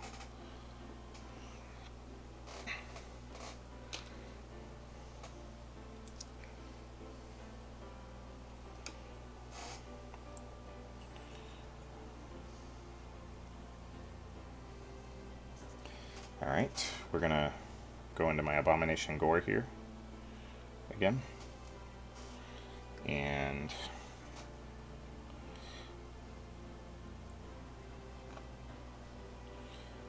will do, Potato, thanks. I will post pics on my Facebook. If you don't already follow me on Facebook, hit me up over there at Jagged Brush Studios. And I'll have the pics over there when I'm done tonight. I may hold off posting them till tomorrow. I'm doing some testing on analytics, so. The other biggest issue with P3 is locating them locally. So, but have a good night. Thanks for stopping by.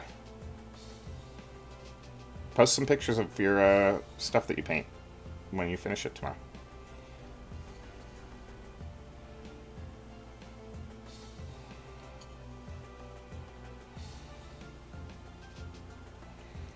I know I'm taking some liberties on this helmet.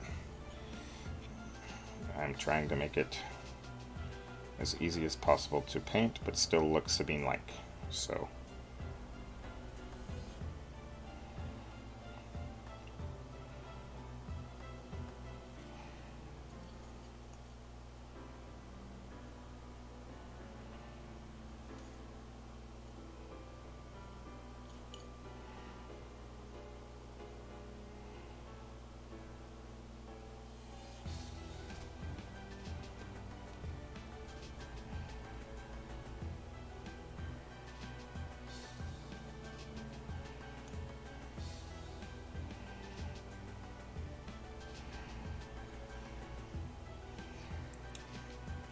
alright, so our pink is about where I want it to be. So we're going to get into some of this lava orange again with my fine detail brush. We need a little bit more on our palette. So quick shake just to make sure it's not too separated. We don't need a whole lot.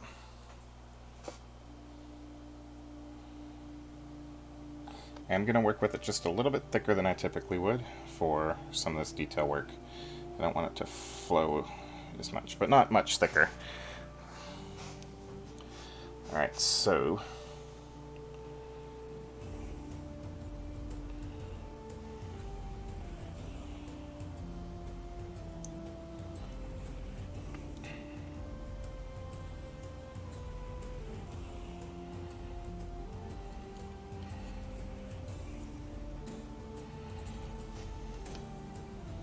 putting some of these details on our helmet.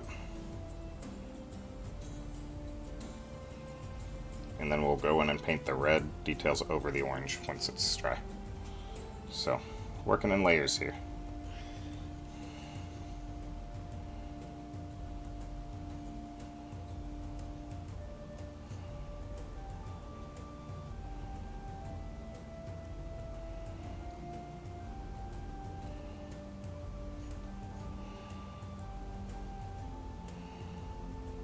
And if you mess up too much, you can always cover it up with pink later, so don't feel bad. Like I just did. But that's okay. We can fix it.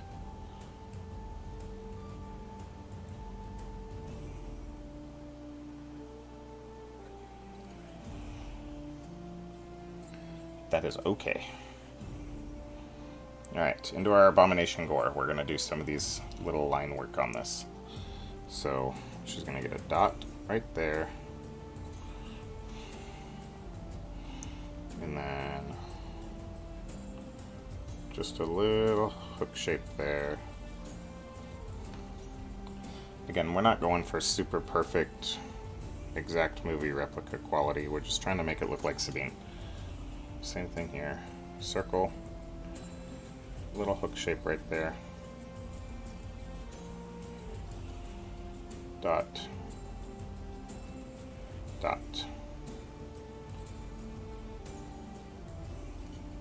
And that's probably what we will stop with. And then we're going to cover up some of that orange with some of the pink on this one side that I made way too big, the orange section.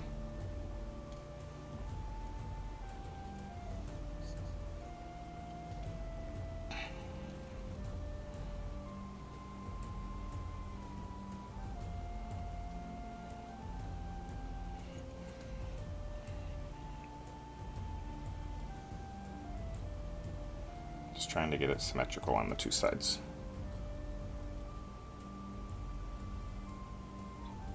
There we go. Close as it's going to get.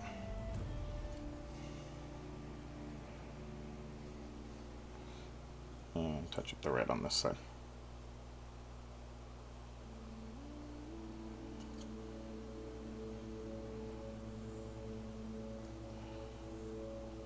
Okay.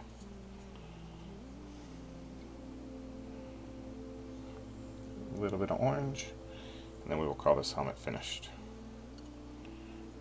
Well, I've got to put the black on the tip of the antenna, and then we will really be finished with it.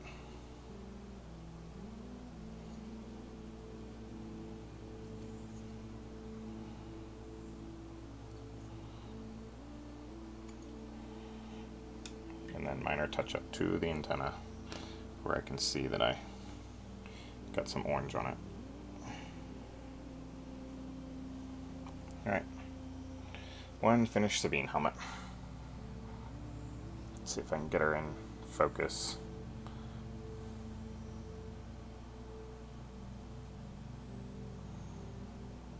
If I touch my finger to it.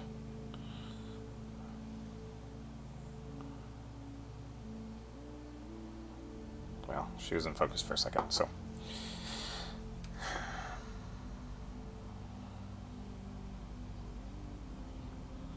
Back to the other Sabine. Second coat of Skintone.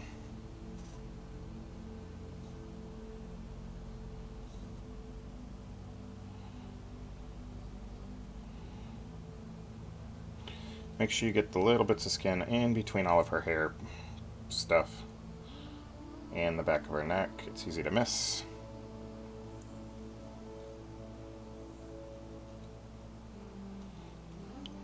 Especially on her Can I Speak to the Manager haircut.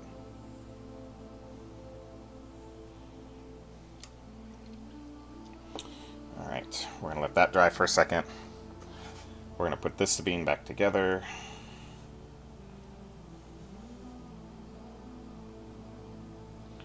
I think we are actually ready to go ahead and glue her together, so.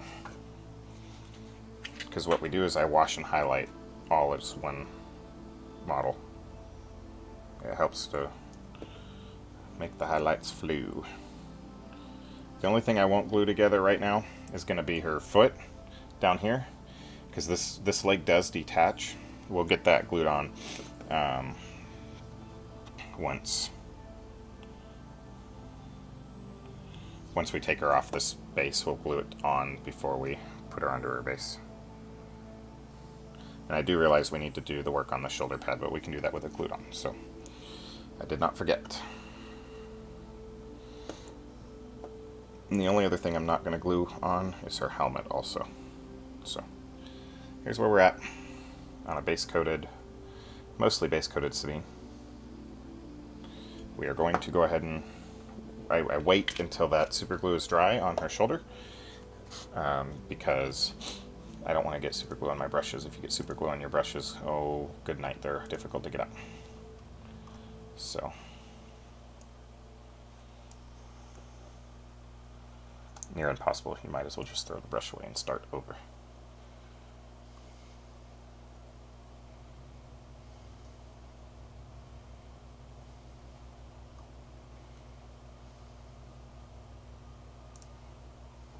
Alright. If you're just popping into the stream, thanks for stopping on by. Glad to have you. We're going to go ahead and paint her hair. The base of it's going to be that same Griffin Blue. So we're going to go into that Griffin Blue. Do I want Griffin Blue? No, I don't. The blue I'm going to use is actually going to be Electric Blue. And then we'll go into a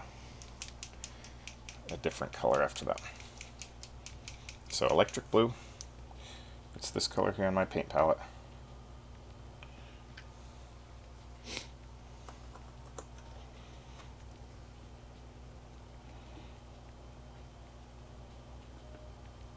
If you're just jumping in again, like I was saying, thanks for stopping by. Glad to have you.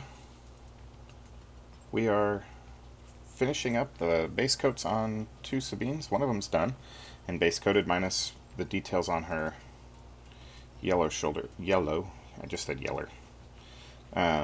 Yellow shoulder pad. And then we will, we're going to wash them.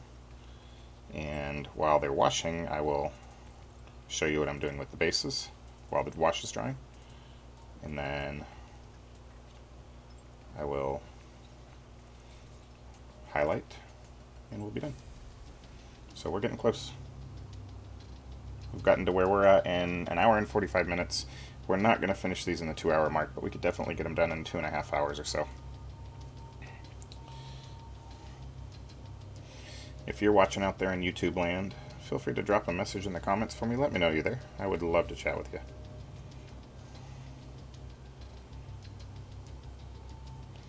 And we're going to end up washing her hair with blue. So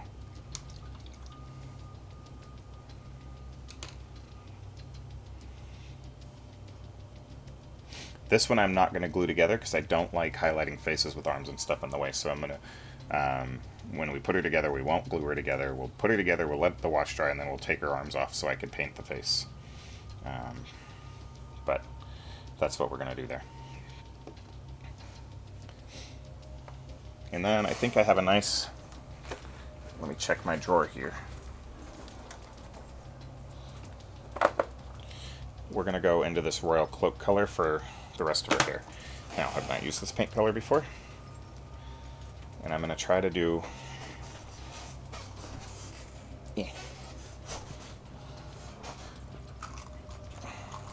what I do use is Army Painter. Well, I just bought this. I think this bottle may have had some issues in transit because this is one of them I got from the war store that is not looking good. This looks like it was almost used. Yeah, this bottle is trash. You know, so much for that idea on that color.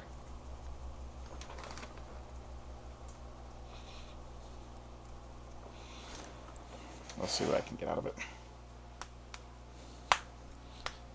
The medium had flowed all out of this, and I knew that was a risk I was going to take buying from the war store before they went out of business, was that I'd get some poor quality paints.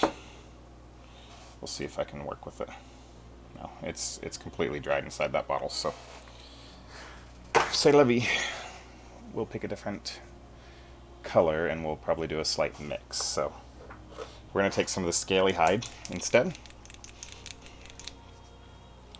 We'll put some onto my palette here. And on my finger, apparently. And we're going to 50-50 mix that with some of that electric blue that we were using. And get a nice teal turquoise color. That's close to that color that we were wanting over there anyways. And we're going to come down here, make sure we thin it. And we're going to come down on the tips of her hair here.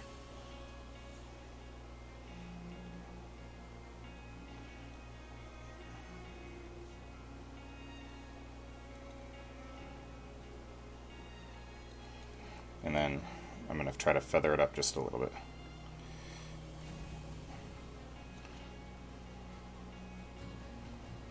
It's not wet blending as the other undercoat has dried, but I've cleaned off my brush of most of it. And then we'll come back in and we'll brighten the further down tips again.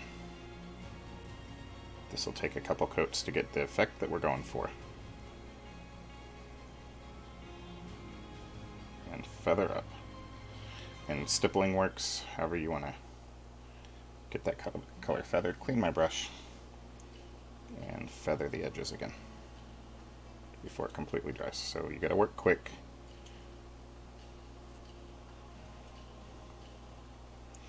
And then what I'm going to do is I'm going to mix in just a little bit more green and go for more of a greener color. And when we wash it blue, it will turn nice blue, and we're just going to hit the very tips of her hair with this, of that scaly green.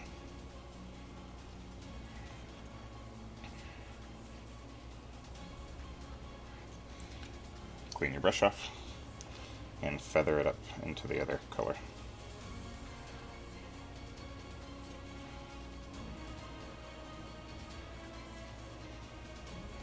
And you probably can't see it on camera, but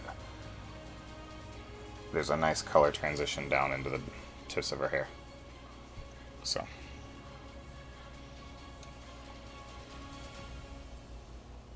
I did get some on her forehead, so we'll go back over with my base skin tone and we'll fix that.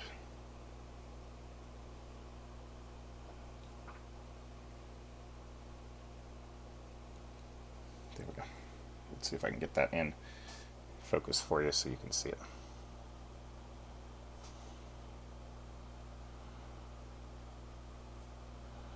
You can do it, camera.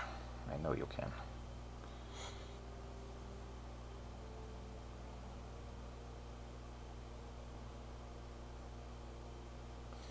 Maybe. There we go. Oh, had it for a second. There we go.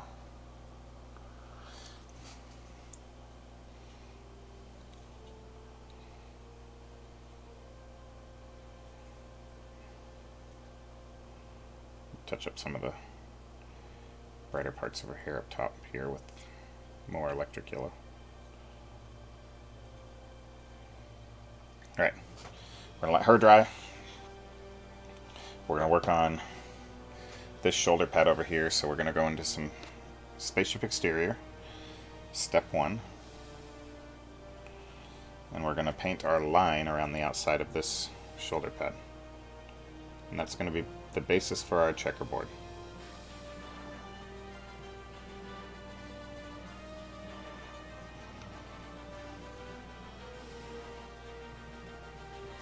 Of course, I'm painting under my palette window again. I'm still adjusting to that, sorry. It may take me a stream or two, and we made a boo-boo. Alright. Wet my brush, and pull it over the area that I want to clean off, and I can even use my finger to wipe it off. Alright, so we have a nice ring around the outside of that. And then what we're going to do is we'll go into some almost unthinned Necromancer Cloak, and we'll start putting checkerboard pattern on. So dot, dot, dot, dot. And I just do dot checkerboards. It's too small on here for me to get the squares on there.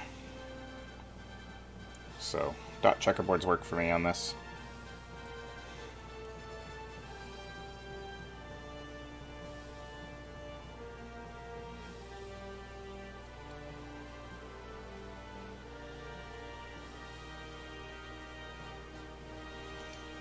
So checkerboards take time, have patience.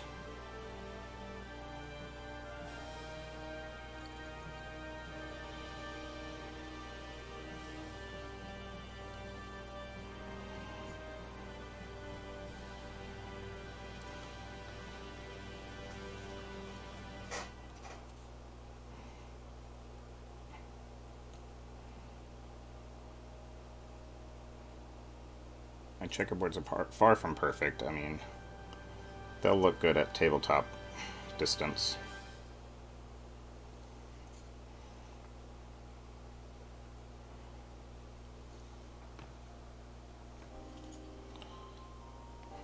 There's certain skills that my hands are just too shaky for, and doing checkerboards is one of them. Just go touch up some of the blacks that don't touch necessarily.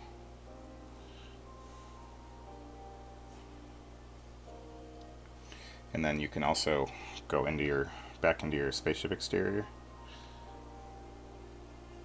and touch up some of the white areas if they you can dot them on also if you got some black, too much black in some small areas like I did.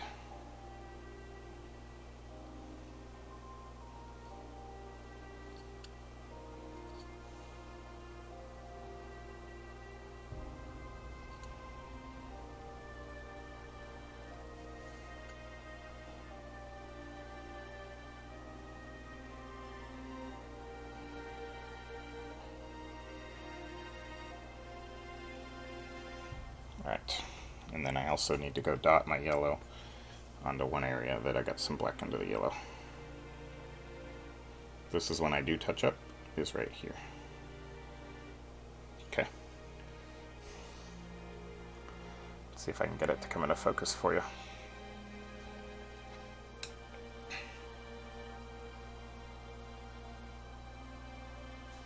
Alright, the last step of this shoulder pad, we have to wait for the yellow to dry.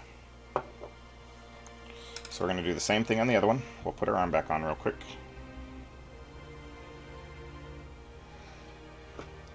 Into our Spaceship Exterior, gray.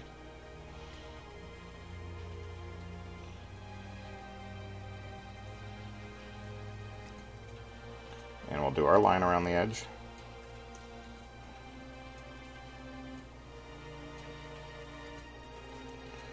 A little bit too thick on the paint there.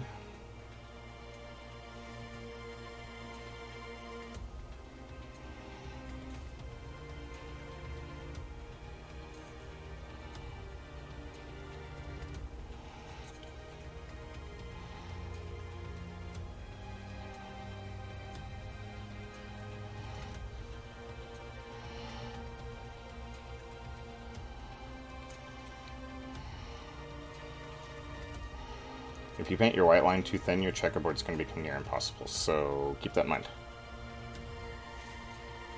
Alright. The other way you could do this dot technique is with a toothpick. I don't, mostly because I don't keep toothpicks in my paint room, but alright, one more again.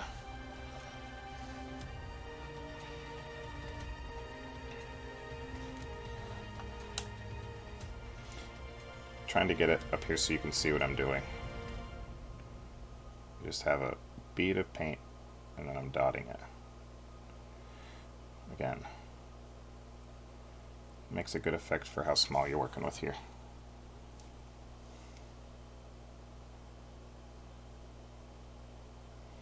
And I overdotted on that one, so we'll fix that area with some white in a bit.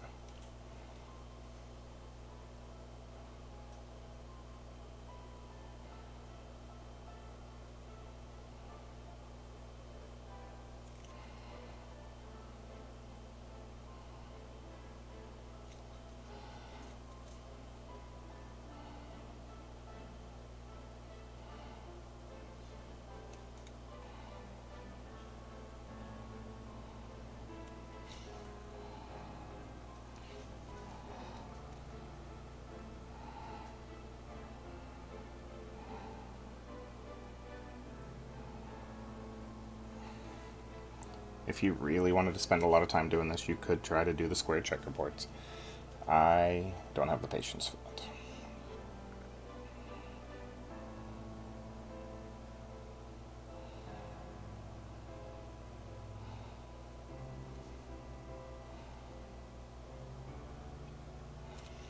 And I shook and put a nice big dot on an area I don't need a nice big dot, so.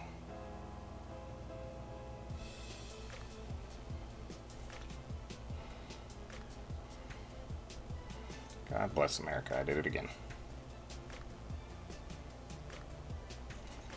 Wheel, the top of her shoulder pad is giving me some troubles. We'll get it fixed. No worries. That's what our yellow's for.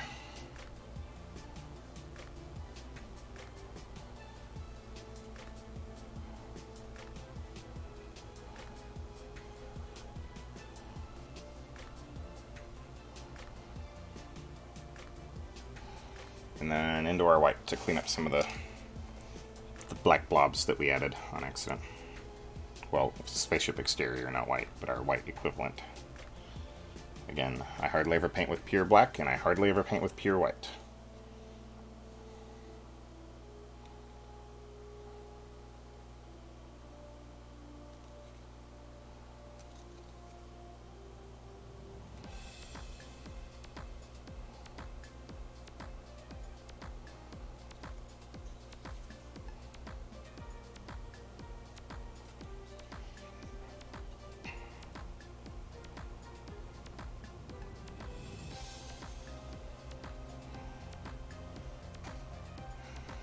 Alright, on to the other shoulder pad again. We need to add our, what looks like a 5, but it's really not. So, it's a line with a backward C below it. So we're going to go line, backward C.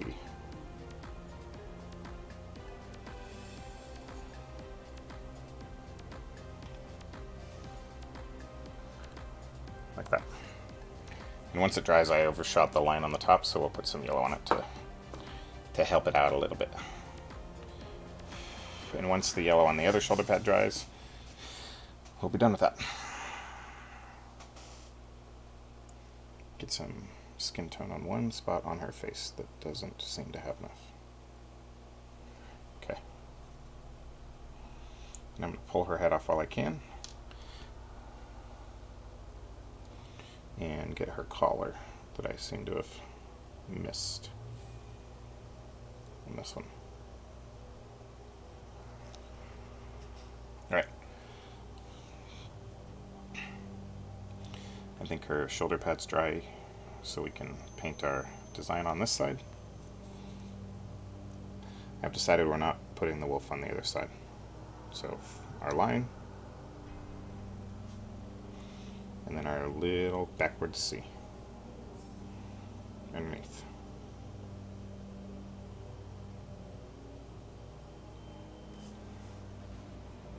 It's not quite as bright as I want it to be, so we'll touch it up a little bit.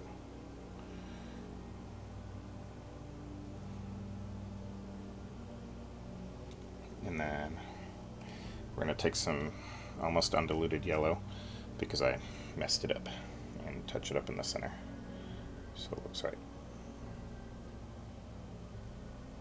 There we go. Same thing, cover up the red on the other one. We're just going to take a dot of undiluted yellow and clean up that line there. So I keep waffling on whether or not to try to do the wolf. I'm going to take some Necromancer Cloak and mix just a little Griffin Blue in there. And make the semblance of something going on over here.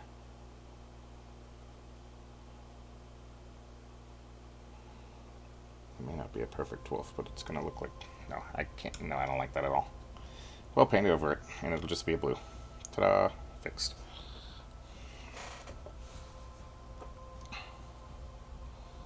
Alright, so we're going to wash this Sabine with the head. That's not a helmet. We're going to wash her without her head on, because I don't want to get dark tone on her head. So they're both gonna get dark tone that's been just a touch thinned all over the place. So we'll cover up our wet palette for the time being. Put my wash palette out. Clean out a couple of my paint wells real quick. Alright. Dark tone. 2, 3, 4, 5, 6, 7, 8. 8 drops. That's what I'm using.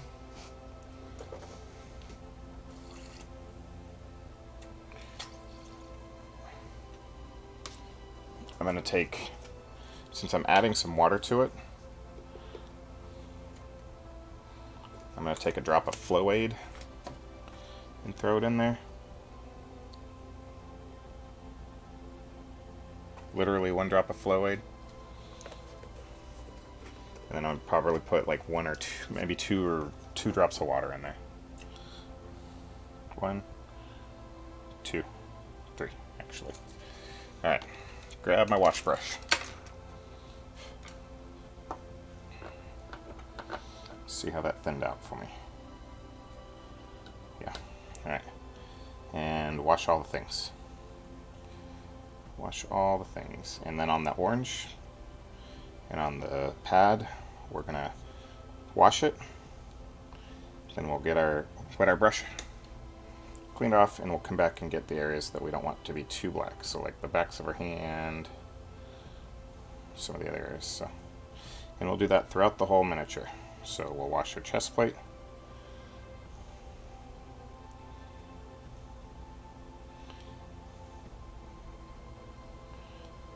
And actually it flowed pretty well on the chest plate, so we don't need to do that thinning trick. And I'm probably washing right under my wet palette, or my palette, aren't I? Again, I'm still adjusting to that being a thing on my stream. Alright. What we will go do is on the inside of this thigh. She's got a weird pool that I don't like forming there. She got a little bit more in her crevices in there that I didn't want. onto the Jetpack.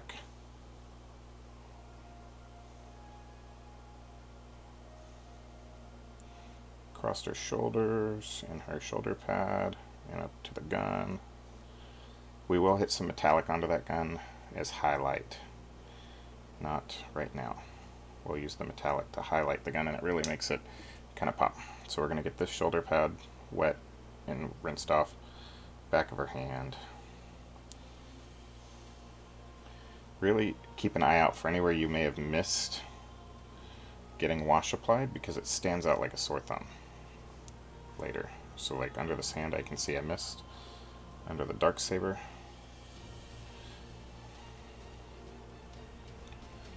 On this entire leg apparently.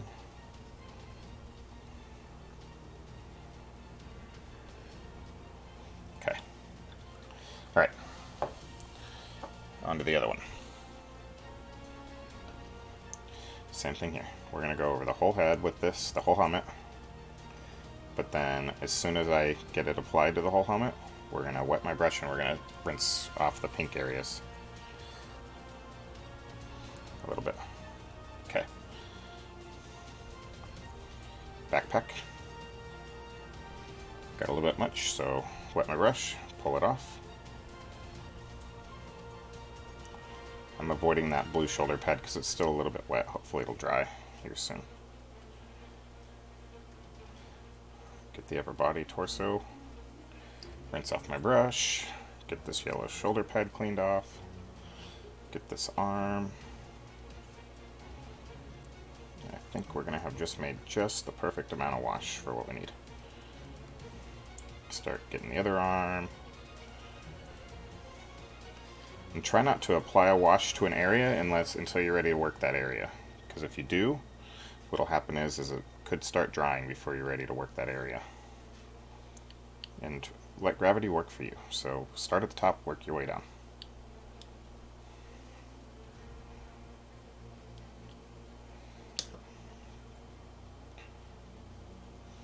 Alrighty.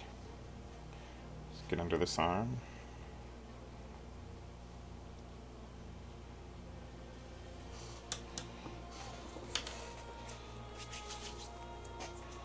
We're going to pop the head on the other one loosely.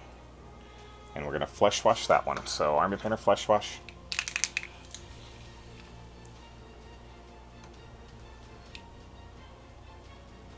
You really need like one drop. I'm going to use a smaller brush to apply that.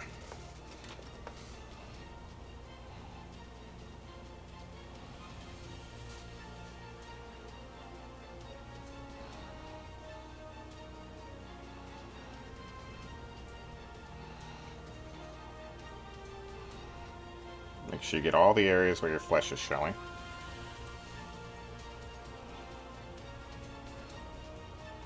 But don't put it on too thick like I just did. If you do, clean your brush off and pull it off. Alright. And then for the hair, I'm going to pull down the washes that I'm using. For the hair, not purple. We have a blue tone. Green. Somewhere here I have a blue tone. Military. Oh, blue tone, where are you?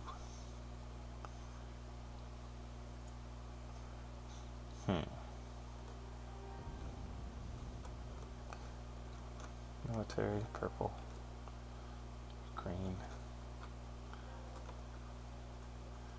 gloss. So, I seem to have misplaced my blue tone.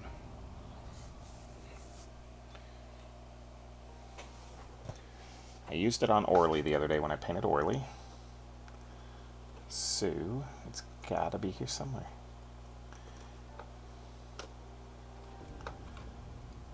Deep blue. Did I throw it back in my drawer here? Let me look. By accident. Soft, dark.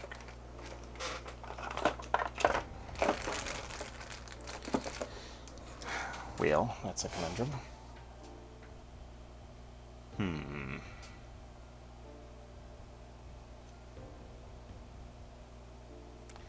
that is an issue. This is clear purple. Purple tone. Military shader. Soft tone. Strong tone. Flesh wash. Quick shade red tone.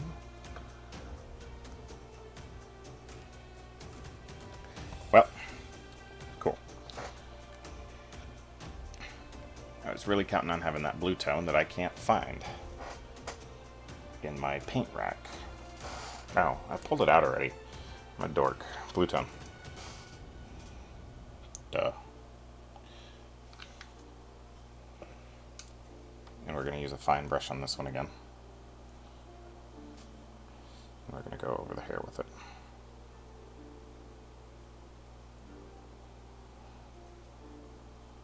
It doesn't take a whole lot. This blue tone is really rich.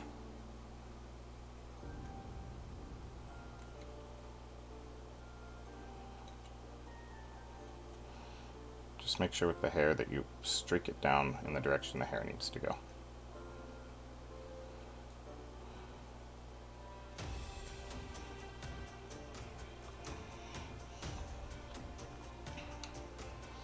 And if I can get it in focus, had it for a second.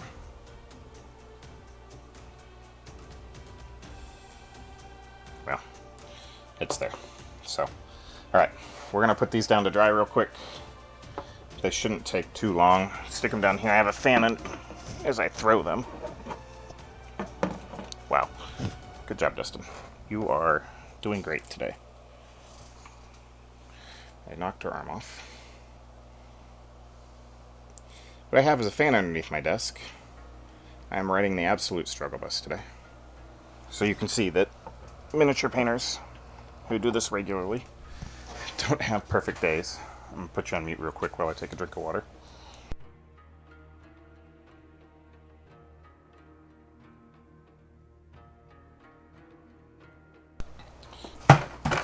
Wow. What I'm going to do for my bases is I have these bases made up. What I've done is I've taken some Liquitex Resin Sand, thrown some brown Army Painter leather paint into it, and I'm going to take some Strong Tone and I'm going to wash them.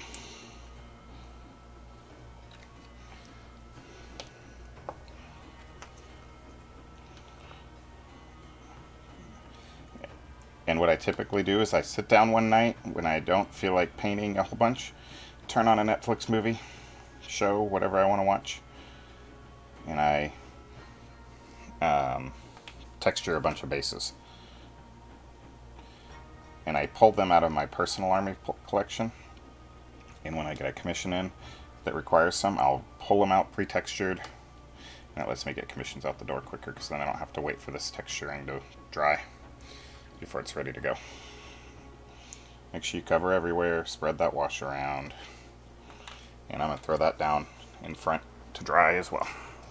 So, I'm going to step away for a minute and take a break, get up, move around, see if I can't shake off these whatever is causing me some issues. I'll be right back, 5-10 minutes or so. We will be right back.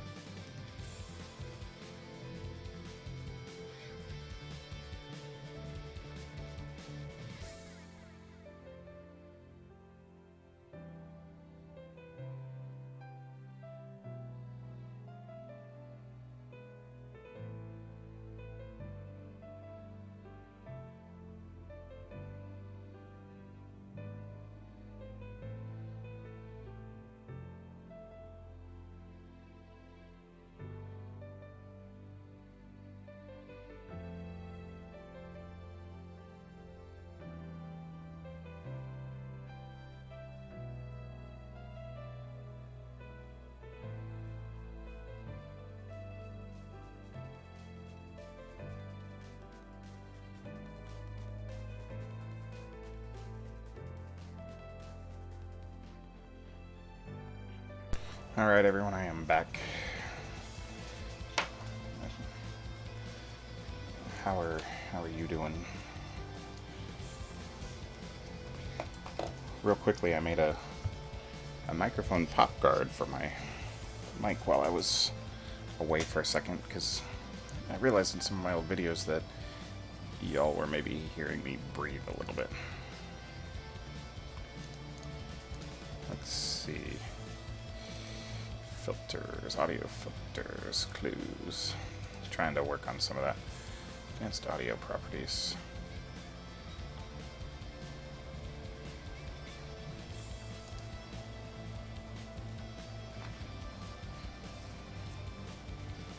Alright. Let's take a look at how our Sabines are going, huh?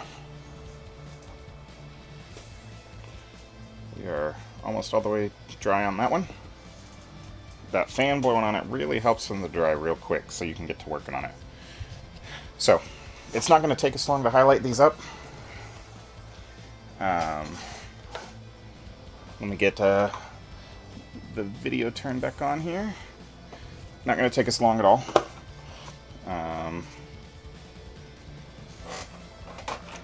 Honestly, so...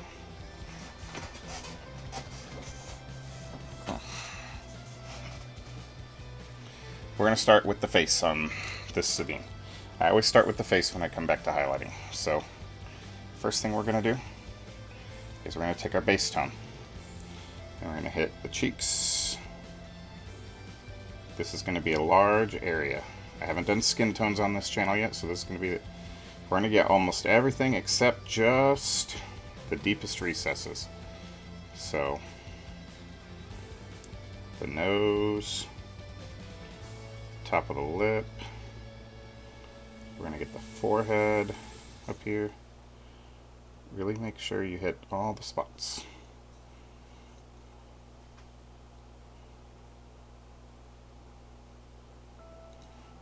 Cheeks. The whole cheekbone is going to get covered. Like I said, I need to take her arm off. It's getting in my way, and we're just going to take them both off. It makes it easier for me to work. Because if you don't, you have to work around it. So. And work with some thinner, when you're doing your highlighting, especially on skin tones, work with thin colors. This first initial base tone doesn't have to be as thin as some of the others, but after this you really want to thin your paints a little bit so it blends nicely.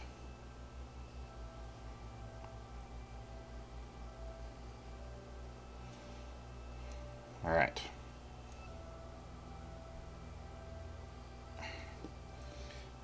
What I'm going to highlight up to is going to be this elven flesh. And we're going to work in... I need to shake it real well because I haven't used it in a minute. Do I want to go up to elven flesh or...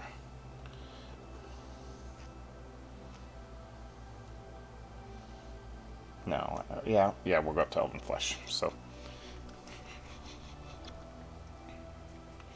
And we're going to put this over here. And you don't need much of the elven flesh because we're not going to end up using a whole lot of it. And we're going to end up building a gradient from here to there as we work. So we're going to take probably 2 parts of the tan flesh and about 1 part of the elven flesh. And we're going to mix those together. Until I get the right color, I'll add some more of this tan flesh in there. And it should be just a slight coloration difference. Just a little bit lighter. And you really want to thin it out. Remember, like I said, you want to be able to blend these tones. So when you paint it onto the back of your nail, it should be almost transparent. But I promise you'll get the effect you want. So we're going to go larger areas with this. Top of the cheek, or we're going to go to the cheekbones, the large cheekbones. We're going to do the whole cheekbone with this, except right up next to the hair.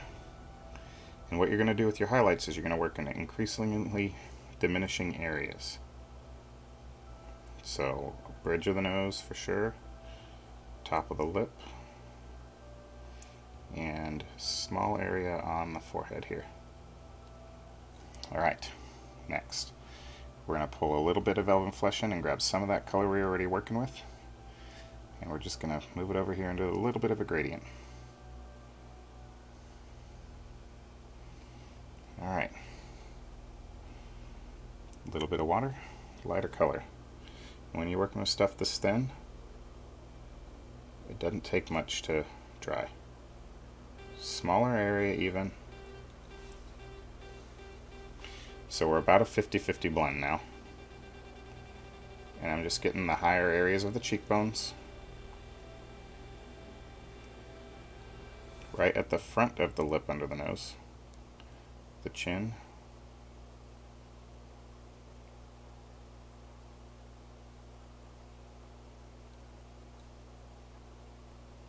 And then we're going to pull over some more Elven Flesh. And now we're about a 2-to-1 Elven Flesh to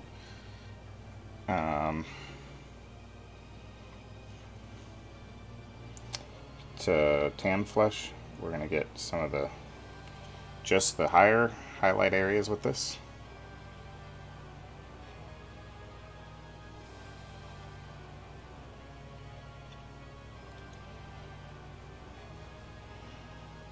Right in the front of the chin. We're not going to hit under the lip anymore with this. Right on the cheek.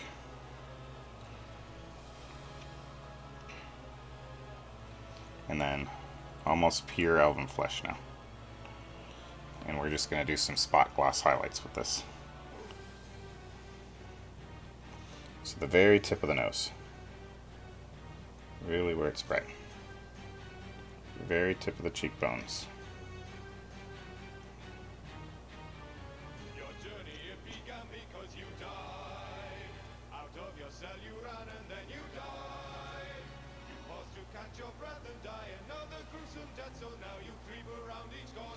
Alright.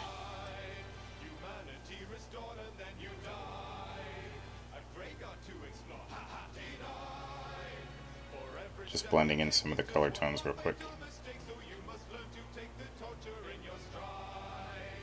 There we go.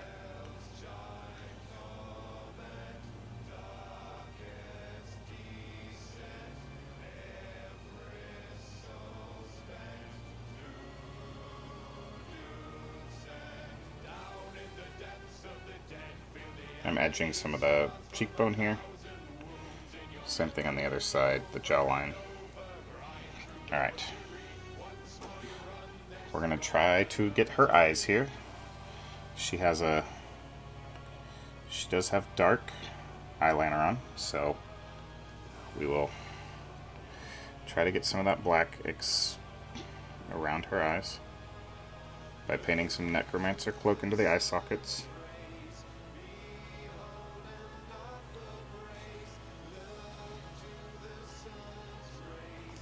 Again, you don't have to do all this if you don't want.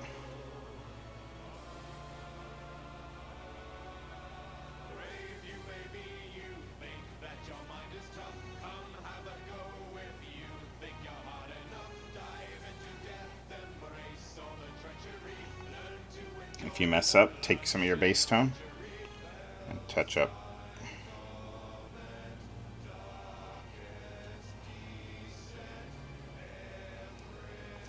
Alright, I want to get some fresh Spaceship Exterior for doing her eyes. Because I want it to be a little bit thicker. So just a small bit on my tip of my brush.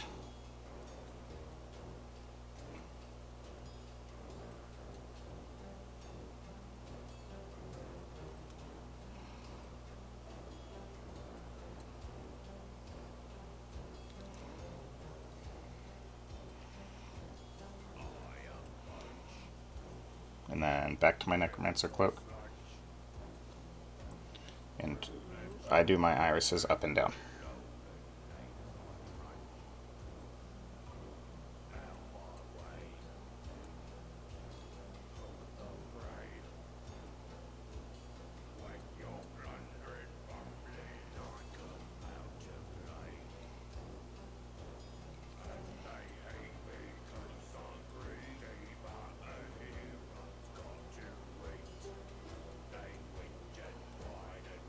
Yeah, I covered up that whole eye. So we'll let that dry for a quick second. It won't take long. And touch my eye up.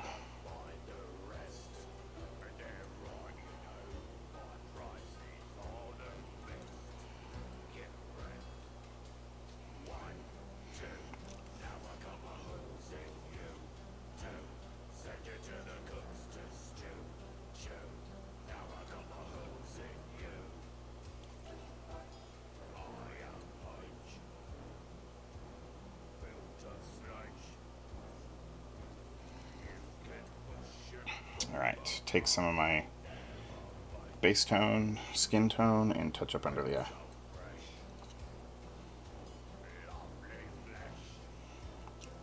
And then I'm going to try to replace that highlighter, or eyeliner.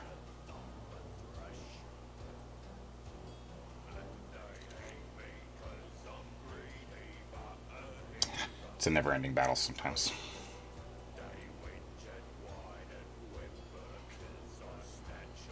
So I washed the area with some water, and I'm trying to fix it.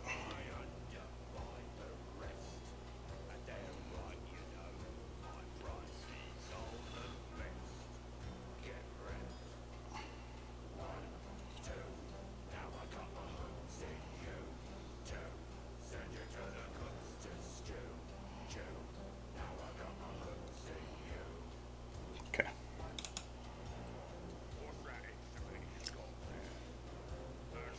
I'm going to replace some of my highlights on the cheek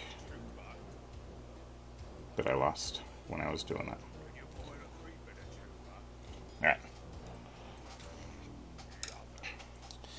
And for her mouth, her lips, I'm going to take a little bit of Abomination Gore and a little bit of my base tone and mix them.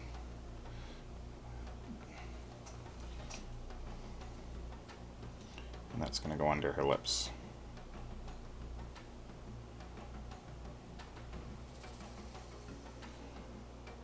And then that's it for her face. When completed, Sabine Wren face. Let's see if I can get it in focus good enough for you to see.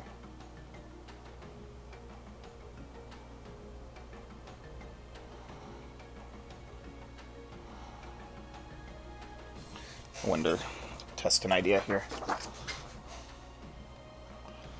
See if I make her the brightest thing under this. Yeah, that's what we'll do. That's what we look like. Okay. So, now that I've got that finished, we need to work on our hair.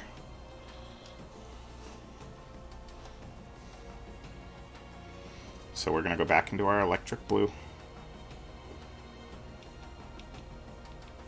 And we're just going to pick out some strands.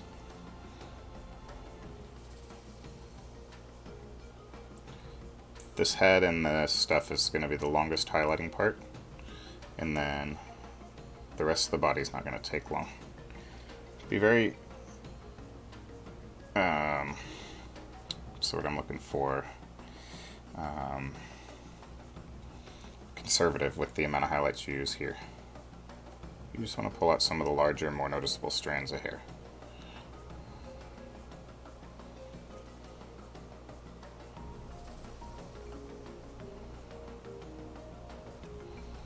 Don't lose all that nice deep blue color that you've added by covering it all up, so be somewhat conservative.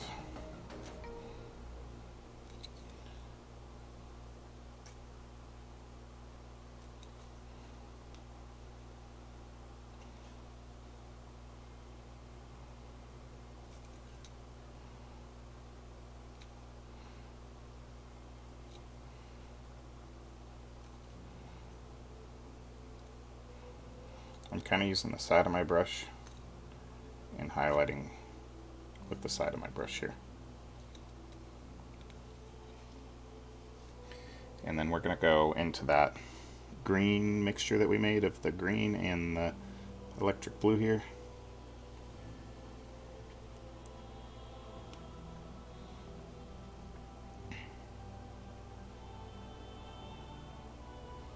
And we're going to highlight some of the, bring out the tips again. But make sure you thin it, like I just didn't do. And bring back some of that beautiful green tips that she has in her hair.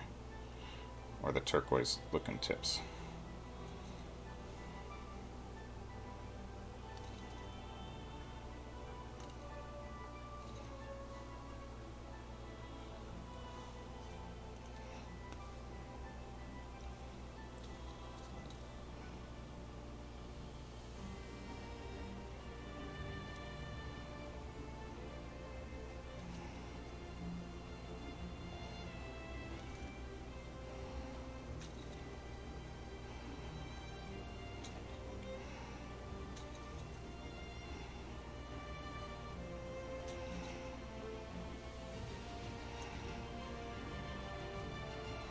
The more you thin it, the easier it's going to be to feather up into the blues.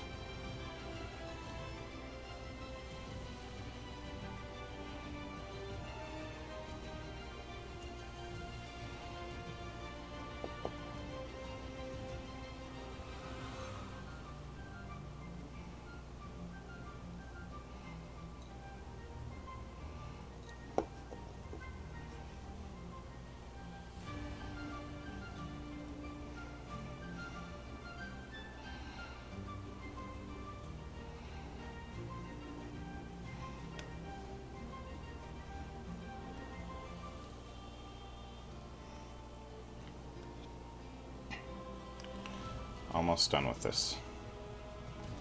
And then we can move on to highlighting everything else.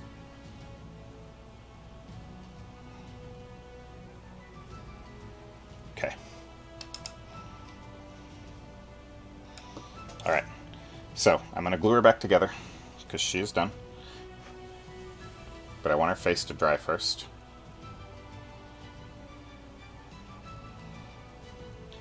And then I'm going to show you my trick with the Dark Saber also. So first we're going to do, before I glue it on, we're going to take some Spaceship Exterior on the side of this brush, and we're going to hit all of the edges. And if it's not a perfectly straight line, that is fine, because it's supposed to look like some glow. So top and bottom.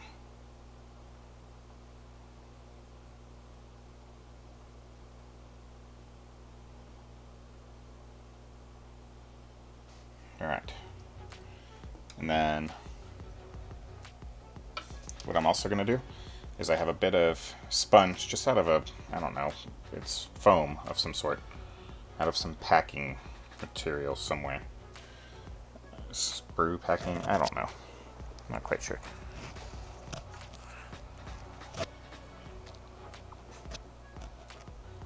So we're going to take this sponge, tear it down, dip it directly into the Spaceship Exterior, dot some of it off, and then we're going to gently dot it onto the Dark Saber to give it some crackle effect. What this helps do is provide some randomization to the crackle and prevents you from inadvertently applying a pattern with your brush. So that's the effect you end up with. Let's see if I can get this to focus on that. That's the effect you end up with. It'll show up in the picture, I promise. So, we can pull her head off now. Detach her head. She's coming off of her base. Cool. Good thing we're almost done. Sorry. Realized I missed the top of her boot here. But that's okay. First step of highlighting. Put her arm back on one side.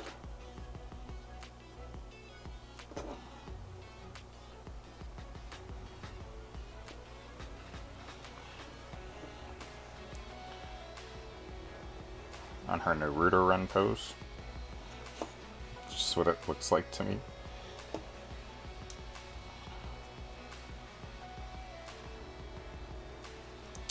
Way too much super glue around her neck. That's just gonna blob as soon as I put the head on there. And push it down. Yeah, I'm going to have to reheat my hot glue gun to get her rebased before I can paint her. So we'll work on the highlights on the other one. It's not going to take long now.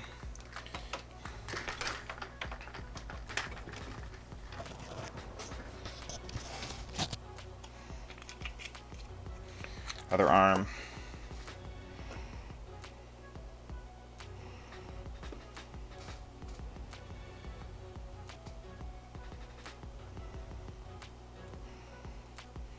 She's all glued together now. And while glue and stuff dries on that one, we're going to go over to the other one. And we're working some highlighting. So, first place to highlight, we need to go into our purple. Warlock Purple that we were using. I put it away.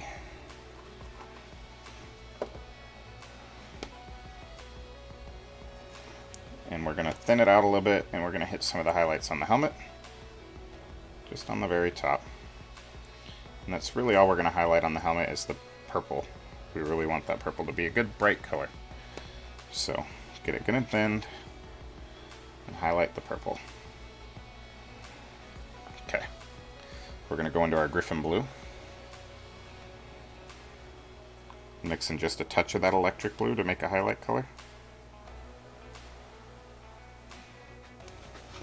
Not much. Just slightly lighter. And we're going to highlight the top of this shoulder pen.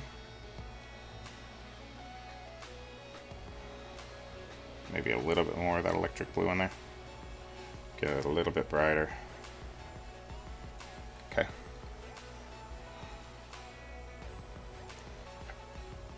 Then we're going to go into our orange. We're going to highlight all of our orange areas that need highlighting. So back of the glove here. Top of the arm. All of these little details on that. Top of the arm over here as I paint under my palette again. Under my palette cam. We're going to get the collar piece. Get some of the highlights on the breastplate. We may have to go over the whites again, the details, but because, you know, I made a mistake and boo-booed onto it, but that's fine. It's salvageable. That plate inside the arm here. You really want to brighten up some of her colors because Sabine is bright. We're going to highlight up some of this Jetpack here. Just the top orange areas that could be brightened a little bit.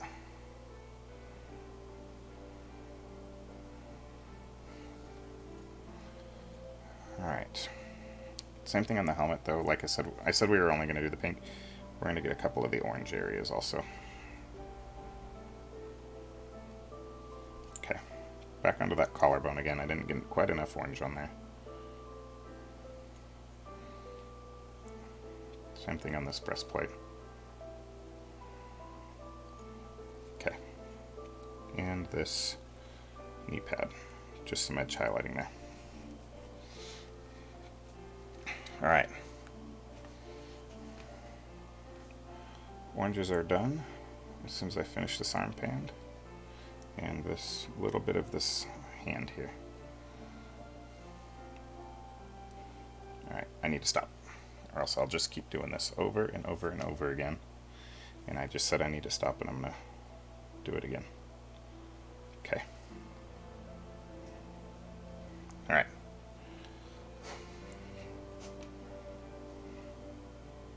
I'm rushing, and I'm not stopping. Okay. Into the Abomination Gore. We're going to get this little bit here. We're going to do some of the chest plate, but we don't want to mess up our beautiful phoenix there, so it may just take a dot. We're going to do some of this knee pad. And really, we're going to get the back of the shoulder here. Be careful.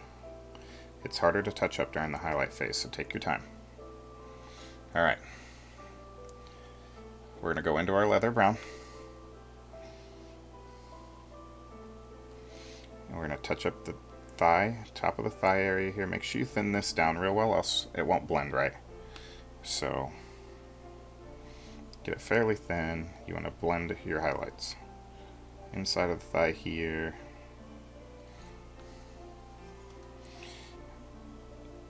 Buttocks area. Really want to brighten it up, but leave a little bit of a gap so it looks like she's got natural curvature.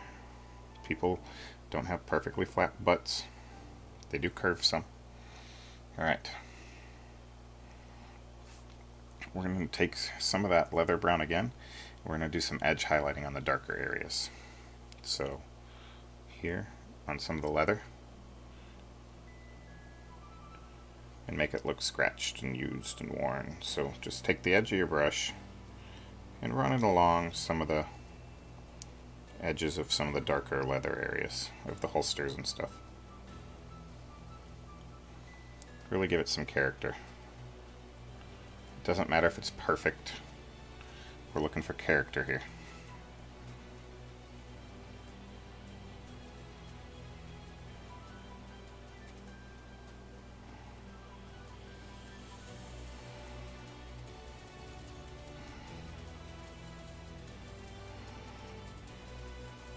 Think of areas that you think would get scratched, like the edge of holsters, things like that, and you want to do that with those. So.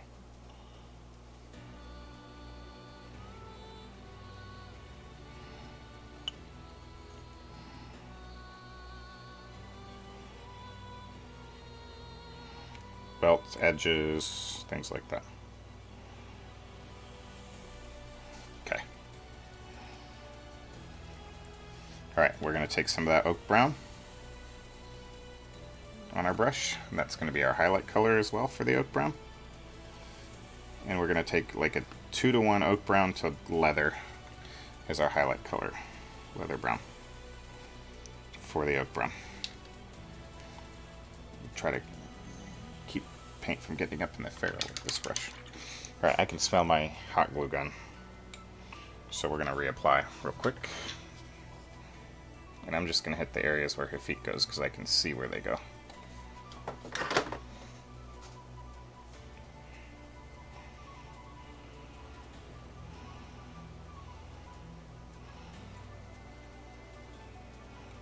Well, that didn't work. Tried too quick.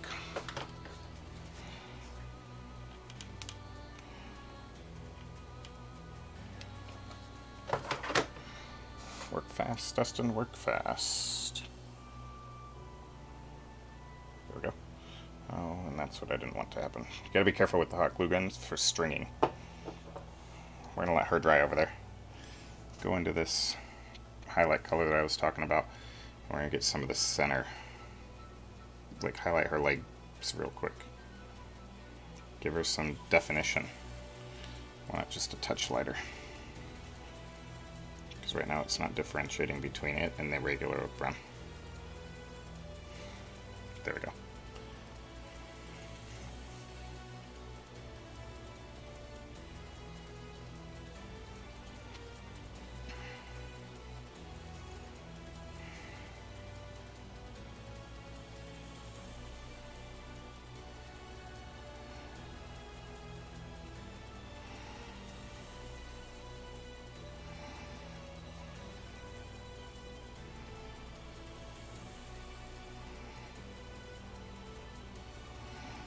Alright. And last, we're going to highlight our black. We're going to come back in with just plain... Well, not last. We have to do the guns in metallic still. Just plain Necromancer Cloak is what we're going to highlight with. Nothing super fancy. Just enough to make it show, hey, these shine a little bit.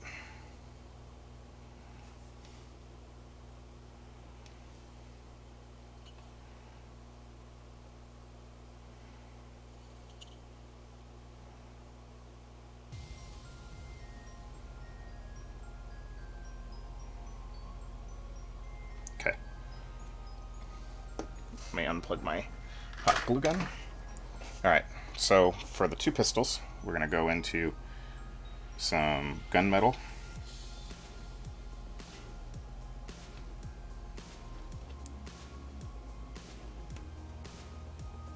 need to get a little bit more down, just because.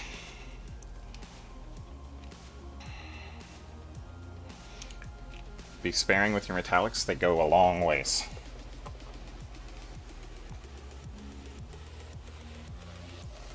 And we're going to pick out some edge highlights with this.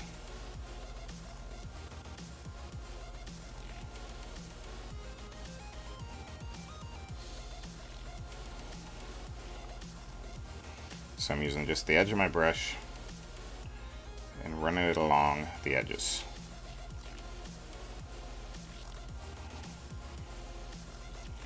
Same thing on the other side.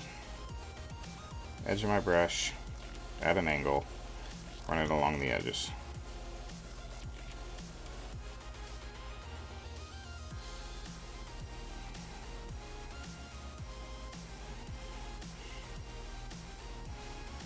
Same thing, edge highlight on the other side.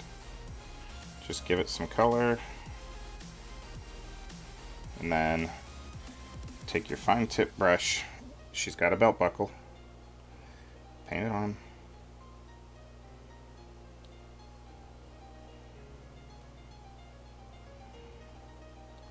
And then she's got this thing on her belt. Alright. Touch up some of the metallics on the helmet. And this Sabine is done. We can finish the other one.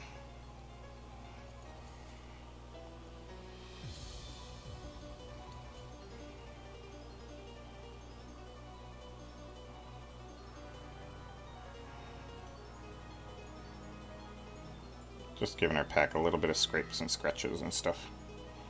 And then onto this arm piece, I want some metallic bits on there. We're going to do the same thing on the other side.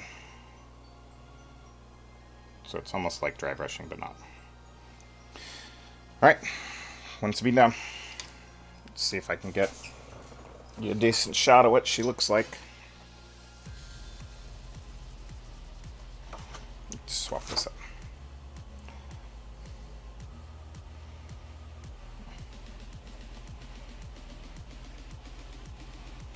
It's not wanting to come in focus now. There we are. For a second.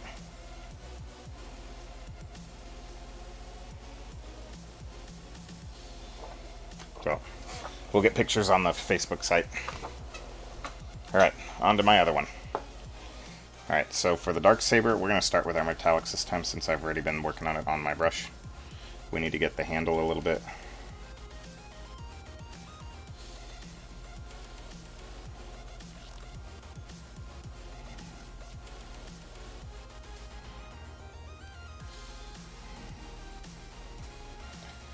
And her gun. Much like the other ones, use the edge of your brush.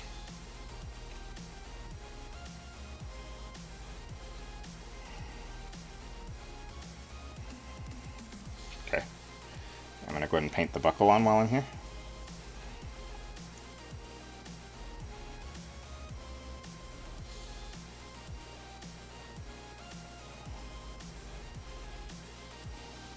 Whatever this thing is on her belt, communicator or something.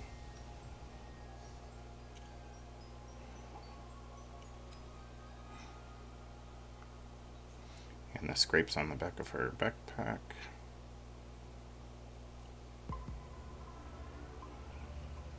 Alright. Next we're going to do our orange highlights. With the mythical orange. Or lava orange, sorry. I used mythical orange on the last one I did. We should be able to finish both of these in about 3 hours of paint time.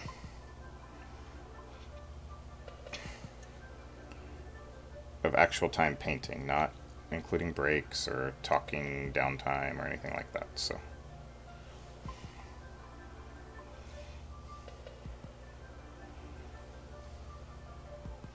I have to go back and touch up the white stripe on that other one before I forget.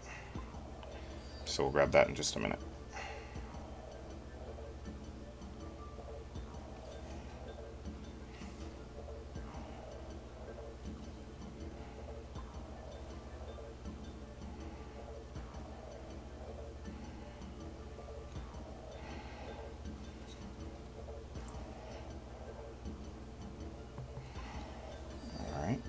Getting there, getting there. Get the armband.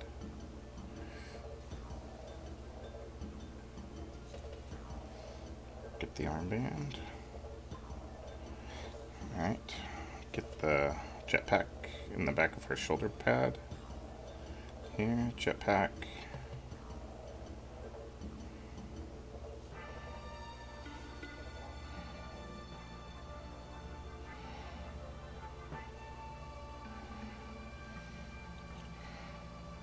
Elbow pad on this one.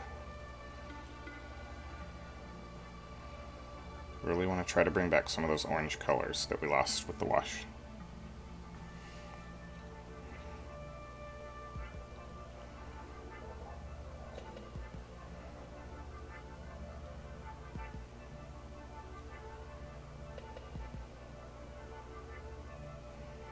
Okay.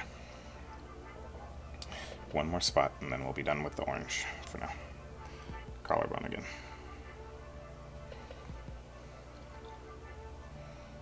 Alright, we're going to go into that blue highlight that we mixed up over here.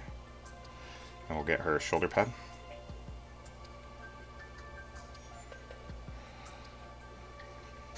Okay. We're going to go into our Abomination Gore red and do those highlights. Being careful not to make mistakes with the red. Highlight the jetpack here.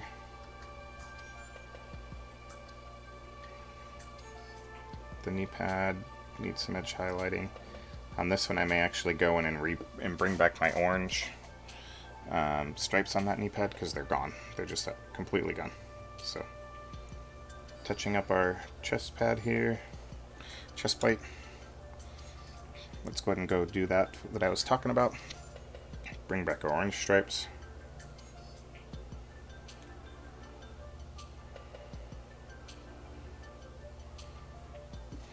Okay. While I'm thinking about it, let's go ahead and bring back our white stripes on the other one that I accidentally painted over.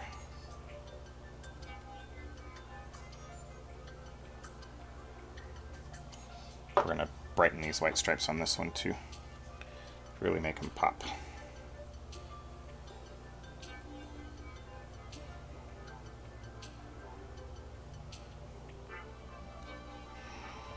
The other thing we're going to do that I forgot on this other one is just a touch of yellow right on the top of the shoulder pad and really make it kind of glisten a little bit. Just a little dab. Nothing super fancy. Same thing here. Just a little dab. Alright.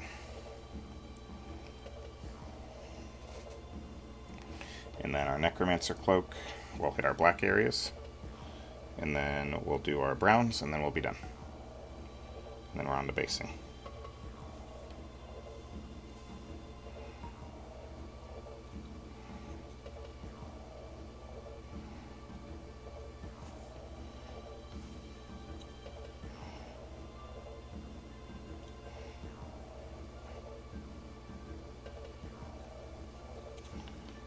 Pick out some of the thumbs here, the fingers.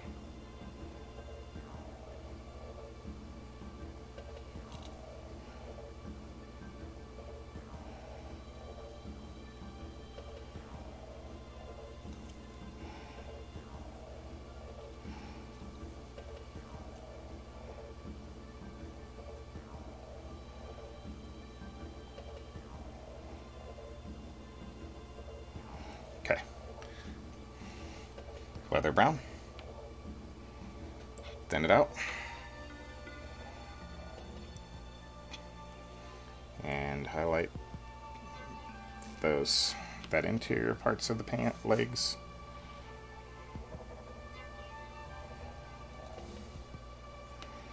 Thin, thin, thin.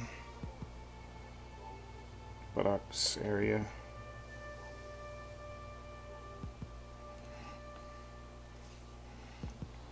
Right here on the thighs.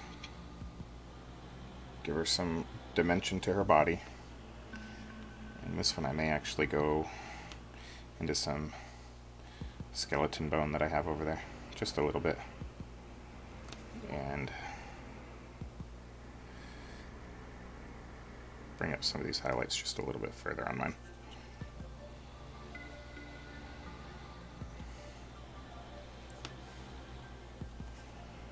Just a touch.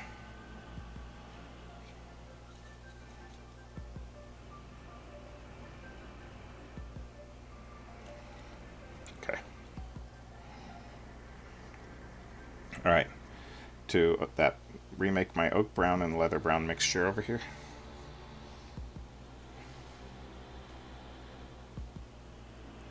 And that's going to be our other pants highlight.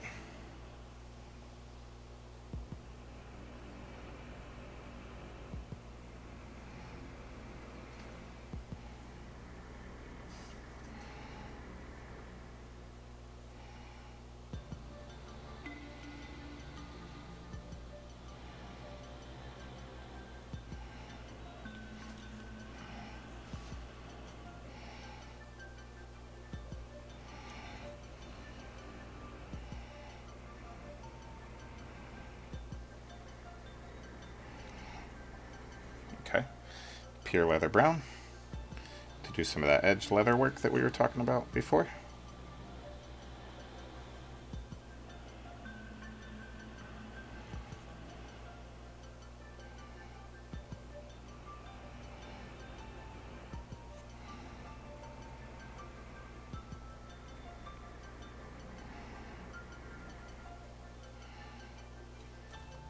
Get out from under my palette cam.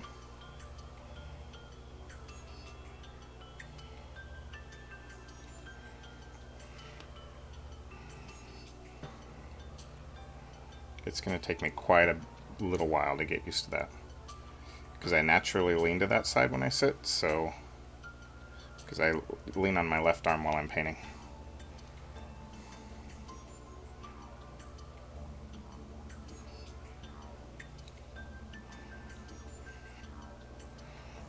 But we're almost done.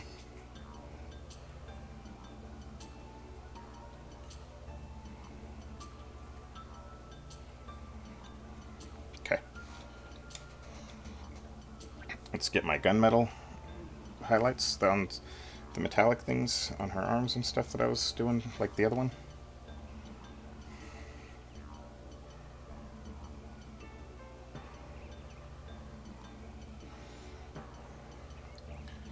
And I think that's one completed Sabine as soon as I touch up one little area that needs a little bit of highlight work.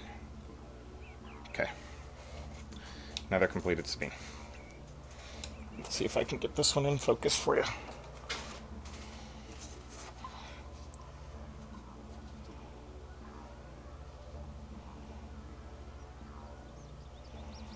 Probably not.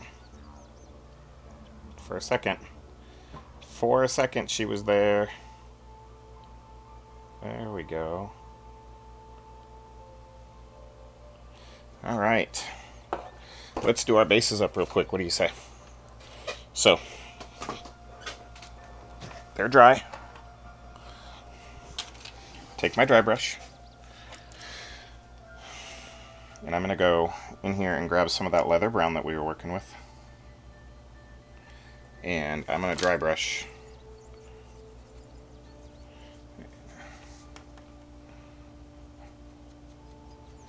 Yeah, the leather. I'm going to dry brush one direction, and then the other direction. One direction, and then the other direction. Then I'm going to grab some skeleton bone, dry brush all that off, and we're going to go over it again. Really brighten up some of those dirt tops. Again. And here's where we're at with those so far.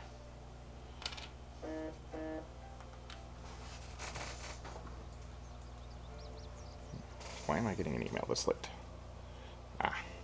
Okay. And then I'm probably just going to do a little bit of Spaceship Exterior into that to lighten it. And then really subtle light dry brushing on that. Alright, rinse that brush out. Dry brushes you gotta rinse out pretty well. Alright, let me cover up my wet palette because we don't need that no more.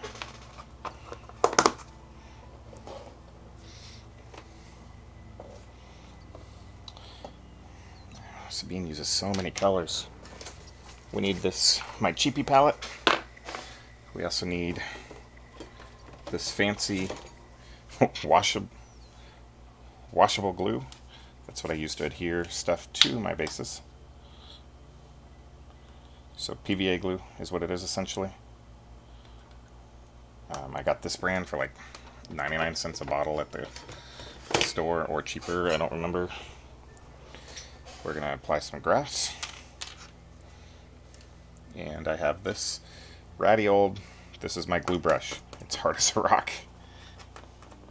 That's all this does is glue. And we're going to put some grass on this base. Just randomize it as much as possible. But you don't want to cover the whole thing. Add some patches here and there. Like that. And then what I do from here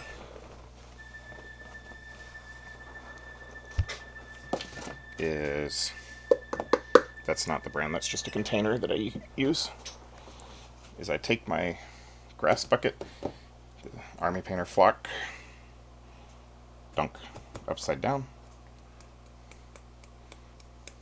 I'm going to take my headset off for a second. What I'm going to do is blow the grass off.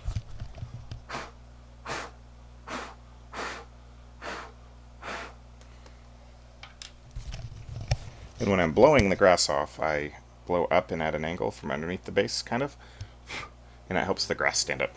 So we'll do one more. But don't lose all that pretty dirt that you've added to your base. So good random grass splotches are good.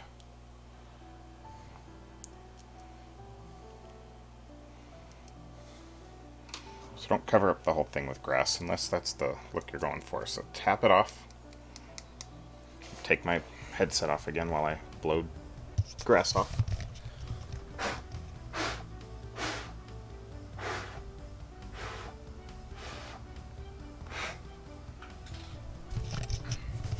Alright, so this can go to the wayside now.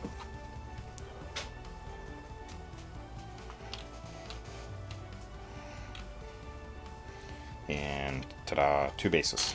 So for helmet Sabine, which is for a customer,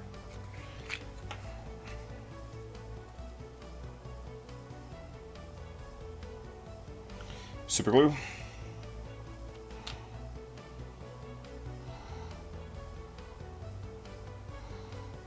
onto her base,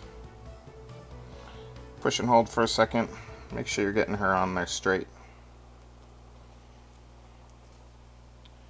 She's all done. I'm not sure what happened to the music stream. It seems to have crashed.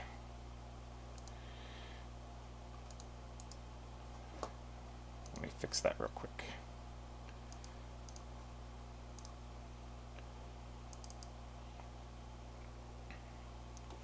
For my Sabine, same thing.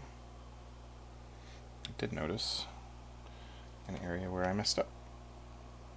So before we put her on her base, we will fix that too.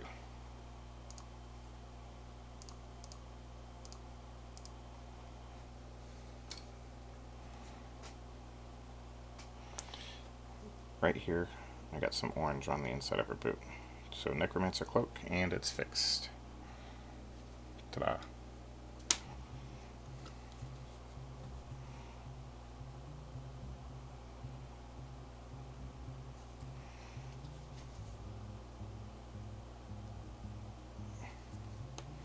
Super glue to her base. And I'm going to add a couple more decorations onto my Sabine space. and then we will call it done. Here's where we're at so far. I'm going to go into my little special container of bits. And first off, where did my tweezers go? Right here. Alright, so first things first, we need maybe a rock or two. So 1, 2, maybe a super small stick would be cool. It is. I have an indoor table, so. And maybe this piece of dead wood. It's too dead. Maybe this piece of broken wood. No. I don't know what this is, but it looks like it would be cool on the base, so. Okay. What I'm going to do is we will touch that into some PVA glue. Put it on there. Take a rock. Touch it into some PVA glue. Find a good spot for it. Maybe right there. Another rock. Touch it into some PVA glue. Find another good spot for it. Maybe right there. Take the stick, which is really a leaf. It's the centerpiece of a leaf. But at this scale, it's going to look like a stick on her base. Touch it into some PVA glue. And maybe put it laying across the top of a rock. Like so. Okay. When that all dries up, I'll get you some pictures here in just a minute.